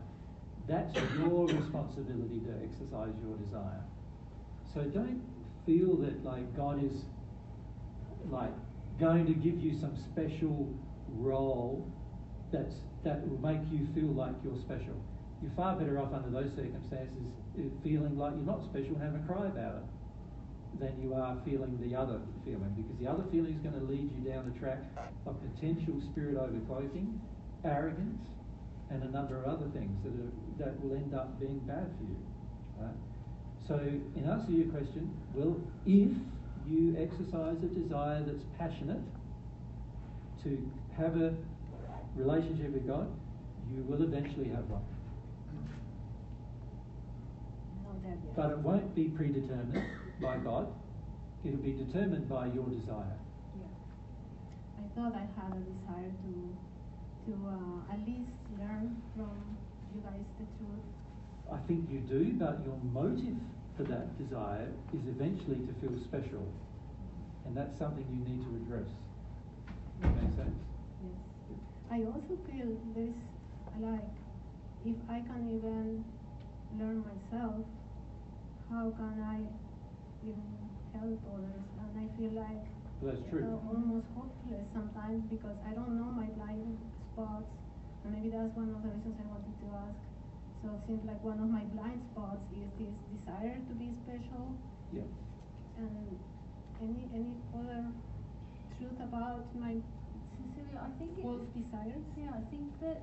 Now we're getting very selfish. You move Are we? into selfishness now. Now you're in selfishness. And this is what we find when we answer these personal questions in a group.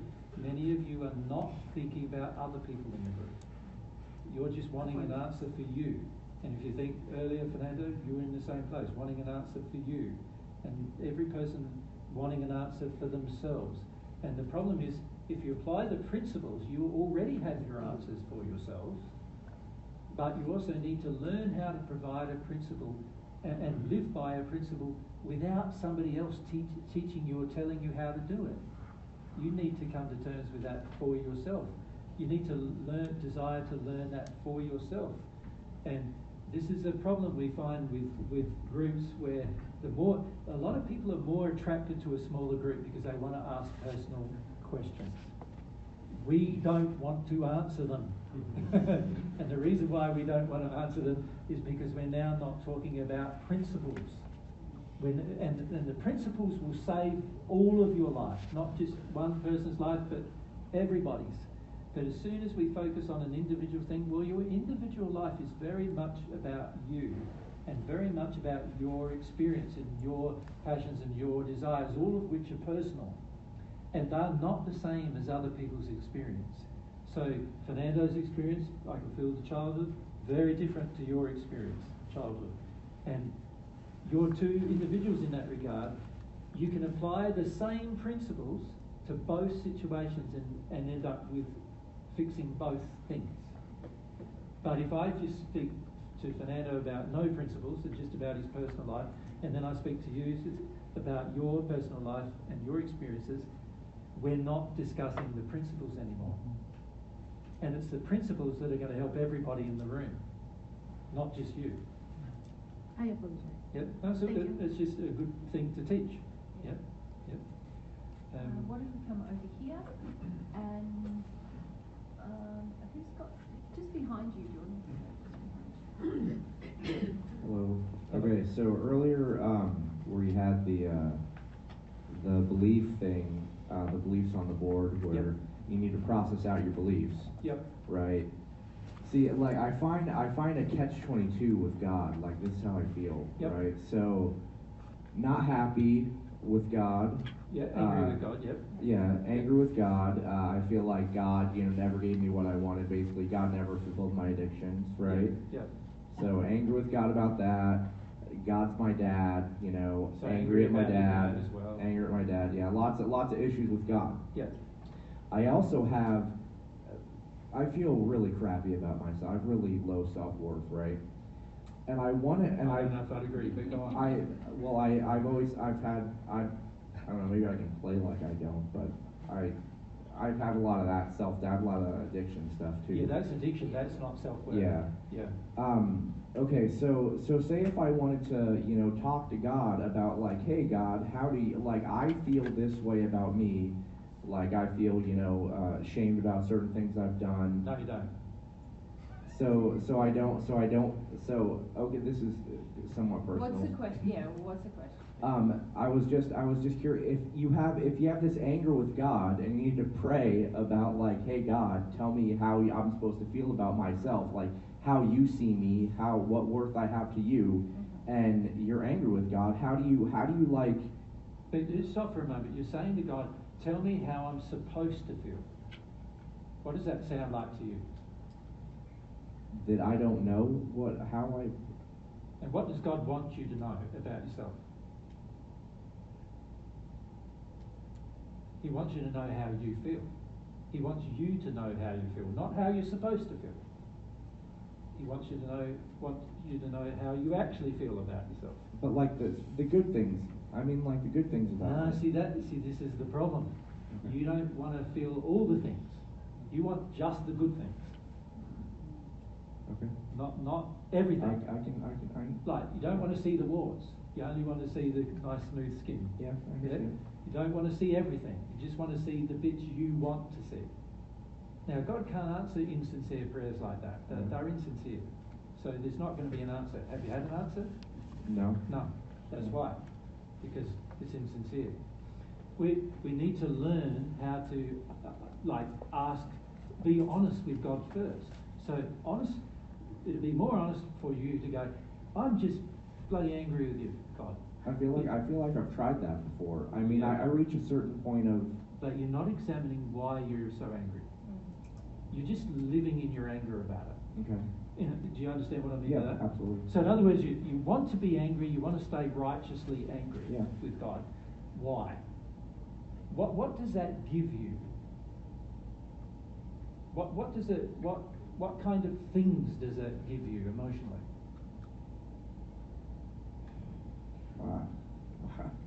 I don't know. It keeps me. It's like you want to believe you have no worth, and I don't feel that from you. So what does that give you? An excuse to not grow, an excuse to have excuse to feel bad almost. Yes, it does give you that. Yep. So what does being angry with God give you? An excuse to not have a relationship with God. Correct. But what does that give you? See, if you don't want to have a relationship with God, that's one thing, isn't it?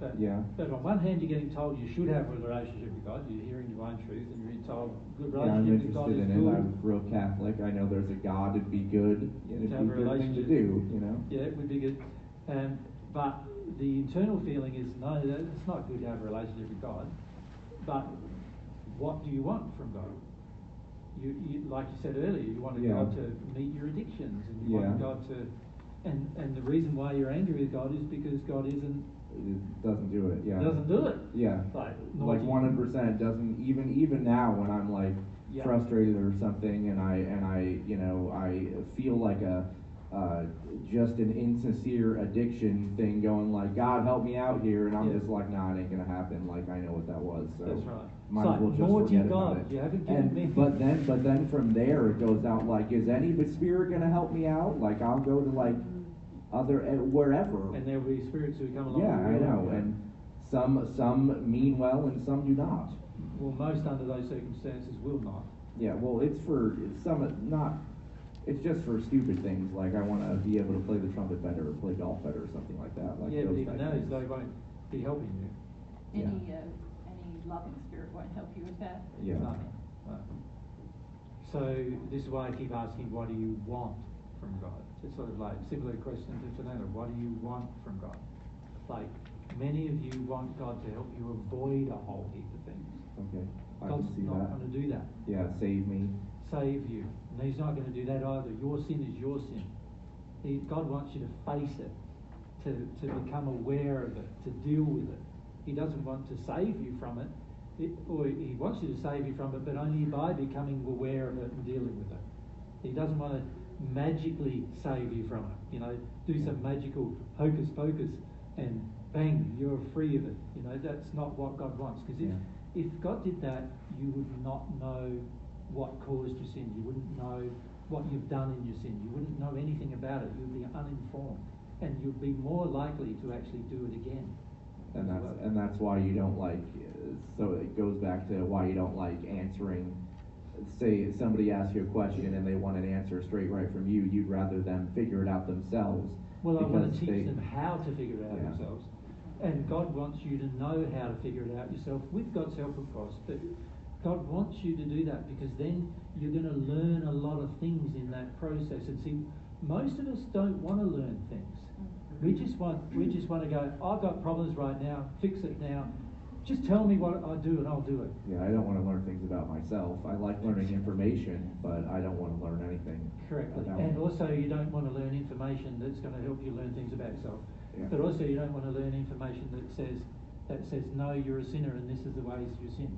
You don't want to learn that either. So you say you want to learn external, but only a portion of the external, Yeah. which is not related to you. Yes.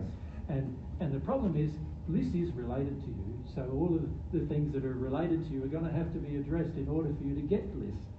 And most people on earth sort of believe that, God's going to do this magical, he's going to have some kind of arm that goes, wave that away. You're all good, Steve. You're done. And like a lot of these, It's very good. a lot of these religious people do now, they're like, Enlightened. you're now enlightened and free. None of this is real. None of it works. And there's a good reason why, because God wants to helps us to learn everything about what we do, including learn everything about our sin. The more we learn about it, the more informed we become, the more of God's laws we will know, the more love we will develop in terms of trying to overcome these things, and this will be very good for us. It'll cause us to have a good use of our will, a powerful use of our will while we're on earth. And so God wants you to go through this process of learning. But the more entitled the society is on earth, and most Western societies are heavily entitled, what we expect is that there's some magical solution that someone's going to just come along and rescue us from our problems that we created. Yeah. We want to be... Like I want my parents to do constantly. Yes, we want to be rescued or saved. And this is why many people have been very prone in your country, and still are prone in your country, to believe that Jesus saves. Because there's the more entitled the society, the more entitled they feel that God will come along and save them from whatever their problems are. But the sin that we have is ours. We created it.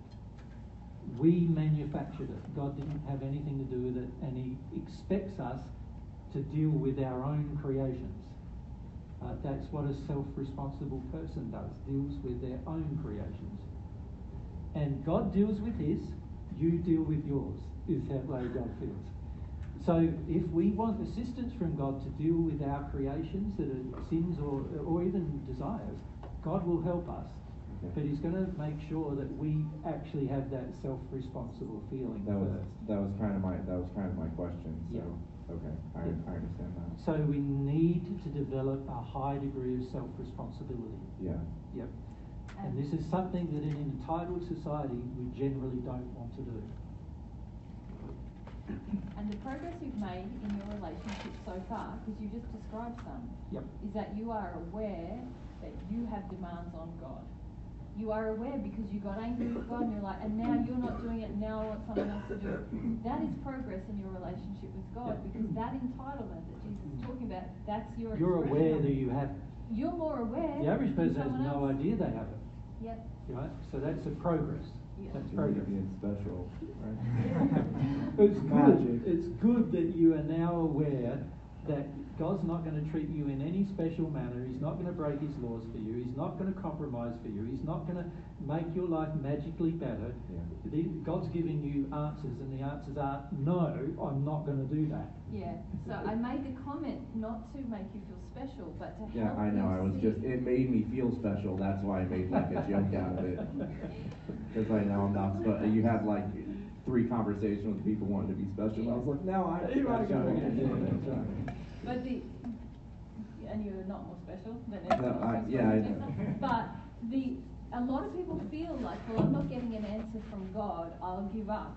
But actually, if they're not seeing how God is beginning the education process, even when you engage in a very honest manner, even if that honesty is rage, if you are open, you start to be educated by God. And Because a you lot of start people realizing don't see He's that. not going to answer my rage. He's Yeah, not going that to doesn't respond to my work. rage. Oh, actually now I can tell I got a lot of demands, and here they are. All of those things are blocks in your relationship with God, and that's a part of your education. And also you start seeing, I can get angry with my mother and father and they'll do some things for me, maybe. or I get angry with my partner and she'll do some things for me, but if I get angry with God, He's not. So God's already educating you what love really is compared to what is happening. Yeah.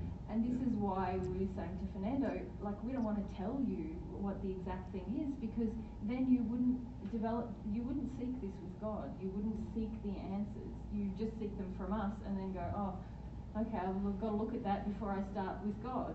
But that's actually not going to help anyone connect with God. When you were saying that your sins are yours, how does that apply to like an 11-year-old kid? Like I tried to kill myself when I was 11, and I don't remember. I don't know if it was me or like I learned a whole bunch about spirit influence. I don't know if I was you like were spirit influenced. influence for sure. Yeah. But there was a reason. There was a reason. Yeah, and I just don't remember like why. I know that you've said before that that's self-hatred to the max, basically. No, it's anger to the max. It's self-anger to the max. Just anger or self-anger? Not with self, no. At everyone else. At everyone else. Yeah. A person who suicides is angry with everyone else. Well, that makes sense. Yep. Okay. And a person who suicides wants everybody else to know. That they're not helping take away your My feelings, pain. your Yeah. pain. So so that desire to have to get out of your pain was a sin of your to own. escape. Yeah. So that was okay. Yeah. Now that's what I felt. God attributes it to partly to you because of your desire has been developed, but also partly to the people who taught you to have that desire. But it doesn't really matter who else God attributed it to, because it's in you, it's got to come out. It's just the way. It's not like, when we talk about sin, it is literally where you've missed the mark of love and that belief system is residing inside of you. Yeah. It's not from a place of judgment or worth, it's just, here's my sin, what am I going to do with it, Yeah. So whether it entered you when you're 2 or 22 or 202, it's still... Or 2002, there were, like the spirit we just spoke to, 3,000 years old, still committing sin. Yeah. And the key thing is releasing it from you. And just wanting to see my own sin. Yeah. And also, not just for your own sake, but also for the sake of others, because every sin you commit doesn't just harm you, but it harms everyone around you as well. And also bear in mind that these things exist as feelings and beliefs inside of myself. So unless I come to terms with them, nobody's else going to have to come to terms with them other than I. I must come to terms with them. Me, I'm the person that must take the action to come to terms with my own sin. Right? Now, I know that belief is challenging, and compared to some spirit coming on and tell you it's all magical, you can just take ayahuasca or something and have a big emotional experience and everything will be cleared from you, then many people will be attracted to that experience rather than the real thing that we're talking to you about. But it's not real. As they eventually work out, it's not real. And what we're trying to suggest to you is like, this is the simplest thing to do. It's the easiest thing to do. It's, you just heard from a spirit who spent 3,000 years doing something else. Right? That's hard. To do the wrong thing for thousands of years and then be told 3,000 years down the track, it's down the wrong direction. That's tough. She was very proud of her progress, though. She was, yeah. But now, not so much not happy about it. And all I was trying to do is to encourage her to not engross herself in her own morass of bad feelings now, but rather just deal with the problems, right? And that's the thing to bear in mind. If you take a wrong road here on earth, if that wrong road remains with you to the end of your life on earth, then it's likely going to continue in your spirit life for quite some time to come. And in the end, when you do overcome that wrong road, you'll regret that you spent so much time in pain and suffering rather than just a short time in pain and suffering. God's way is the most economical way to deal with your pain. God's way. Every other way that humans come up with are the least economical ways to deal with your pain. And when I say economical, I mean if you follow God's way, it'll be the shortest amount of time and it will be over. If you follow any other way, it'll be a longer time than that. And oftentimes not just a longer time, but like tens, hundreds of times longer than that. Hundreds of times longer before you reach a state where you're actually happy. You know? Now, you're in a state of rebellion at the moment, right? This is a good place because it's better than denial. Yep. You understand what I mean by that? It's better than you being in complete denial going, nothing's wrong with me. It's all good. I've got a relationship with God. Yeah, so it's better than that. But staying in anger, you can stay there a long time. I've been there for since I saw you. Yeah. Like 15 years. So yeah. You can stay there for hundreds of years. Yeah. I've known spirits who've stayed there for more than 2,000 years. Mary's own mum and dad in the first century had been in that state for 2,000 years. Right? So you can stay in a state of anger if that's what you want to do, but it's to your own detriment. Right? And this is something that at some point in time, all of us need to come to terms with. That quite often we choose to do things that are to our own detriment, only to find that it was all a waste of time. Not only a waste of time, but it's actually caused ourselves and others more pain and suffering than it needed to. And when I say needed to, if you do God's way, it'll be the shortest pain and suffering for you and everyone around you.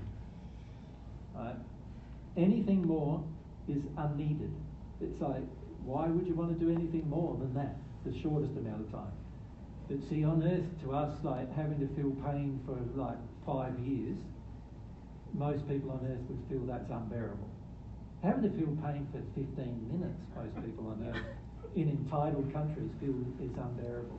Yeah, some people think I must be in the second sphere now because I sobbed for 3 I hours. just had a cry for 15 minutes, you know, isn't it wonderful? I worked through that. It was very painful. That It's kind of for thing. how people feel. You know, that's because there's no tolerance for development. It's actually development. Like what you're describing is development. Going to God with your rage, being honest, that's better than most people who are just completely in denial of the fact that they have any expectation on God. Most people who come from a New Age background and any other religious background generally are in what I'd call La La Land. Is that LA land or? But it is like, well, I think that's what the movie was. Was that Yeah. La La Land? Like, Yeah, LA, like just a LA, make-believe, LA, like, kind of. Yeah. Yeah. Make believe. It's make believe. And Most people's facades won't even let them acknowledge that they've got expectations or anger with God, and yet most people do. And until they're willing to acknowledge that, they can't actually get any further than complete disconnection from God. Yeah, I was just worried that, you know, like that. Why I said it was a catch-22 because like I have these things, but I also desire help. So it's like, what do you do? well, you're gonna have to be more sincere with how you desire that help. Yeah, See, at the moment, you desire help to get rescued. yeah, Now, it's one thing to desire help so that you deal with things, isn't it, and go through things. It's another thing to desire help just so that you can get rescued. yeah. So you're going to have to be more sincere about how you desire help. Okay. Make sense? The Yes. thing driving the rage is the desire to be rescued. That's So right. deal with that and Oh, that's okay. Yeah. It's a desire to have someone come to your rescue. To Some take it all magical away. solution. Yeah, Take it all away. I like your. Free of it, you know. Yeah. It's good with your nice pastel colored shirt. It was wonderful. Yeah. Jesus is going to come and rescue Yeah. you, right? Yeah. Always, And I in love his those shirts. petite tunic. Yeah. not the case. Yeah, I've never been rescued by God in my entire life. I've been helped by God to go through my own experience. Yeah. Yeah, but not rescued. Thank you. Yeah. God wants me to go through the experience, to learn the experience, understand myself well, understand other people well, understand emotions well, get an expanded view of emotions. See, while I've got locked up in me all these hard emotions, I've got a very harsh view of emotion. I've got a very hard, constrained, controlled view of all the stuff that's inside of me. And while I have a controlled view of me, I'm also going to have a controlled view of Mary and you and anybody else as well. I'm going to always be trying to control people to prevent myself from feeling things. And I need to learn all that. I need to learn the disadvantages of trying to staying in a state of rage. I need to learn what that feels like, and you're learning what it feels like. It's frustrating. And you said you've been in it for what, nearly 15 years? Yeah. When are you going to give it up? It's a good question, isn't it? Like I said, I've known people not give it up for hundreds of years. So you've got to be real careful that you're not addicted to the anger, addicted to the rage, addicted to the blame, addicted to the self-doubt like we were talking earlier, addicted to the judgment, addicted to the idea that you're not worth anything. You know, because they're all about trying to stay away from feelings, all these addictions. Yeah, and there'll be plenty of spirits come along who try to help you out of them. Like these group of spirits we just helped, they were helping people just like you, some of them even you. They were helping to stay away from your feelings because they believe the whole idea of you getting in your feelings, that's bad. That's bad. There's no peace in that. There's no peace and quiet in that. There's no internal feeling of calm in that. So they taught and are teaching and have been teaching for a long time, 3,000 years, that's the way forward. Now, you can stay in states like that for a long time if you want to. And what we're recommending is you don't do that. And sometimes the reason why we involve spirits in these conversations is to show you that people stay in these feelings for a long time, trying to get out of their real, honest emotion, trying to get out of those. You don't do that to yourself. It's not a love of self to do that. Many of you believe avoiding your emotions is loving yourself. It's not. It's detuning, denying, and eventually numbing yourself completely to life is what it's doing. And when you're in a state of numb, somehow you're going to have to get out of the numb. The numb place is like a prison, and there's bars you put up to create numb, the numb place. To get out of it, it's going to require some effort. You're going to have to break down these bars. They're yours. They're your beliefs. You break down the bars, you'll be freed from those beliefs, and therefore freed from the numb state, from the detuned state. You know, don't you, that the more and more that you have to meet an addiction, the more numb you come to the results of the addiction.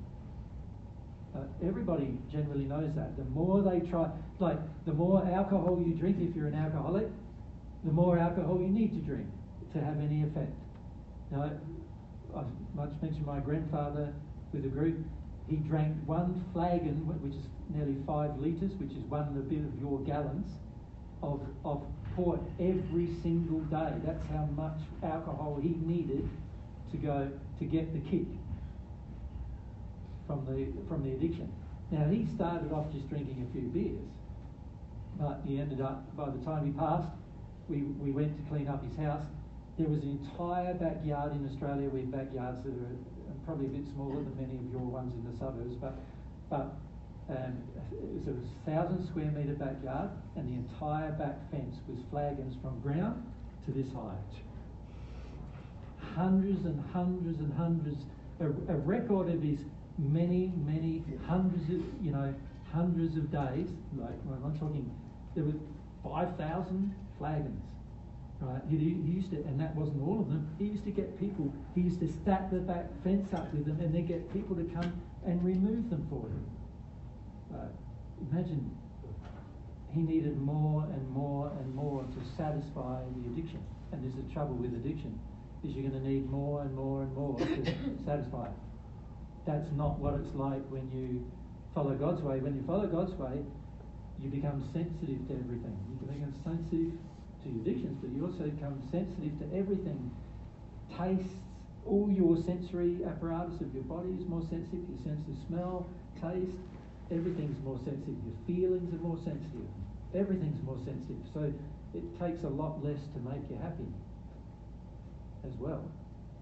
There's more pleasure. There's more pleasure because you're just pleasured by, you just have pleasure from looking at things sometimes, you know? Mangoes. So I'd encourage each of you to do that. Yeah. What's the time? 4. All right, well, we're not going to get to talk with our second group, but we might do that tomorrow in the morning. Get to talk to that second group because it'll be interesting as well. And sorry we didn't get to all your questions. Yeah. Keep them principled. Keep the questions principled and we get through them. We'll get through more. Move through more questions. All right, guys. Challenging day for many of you, yes? Yeah. And too bad.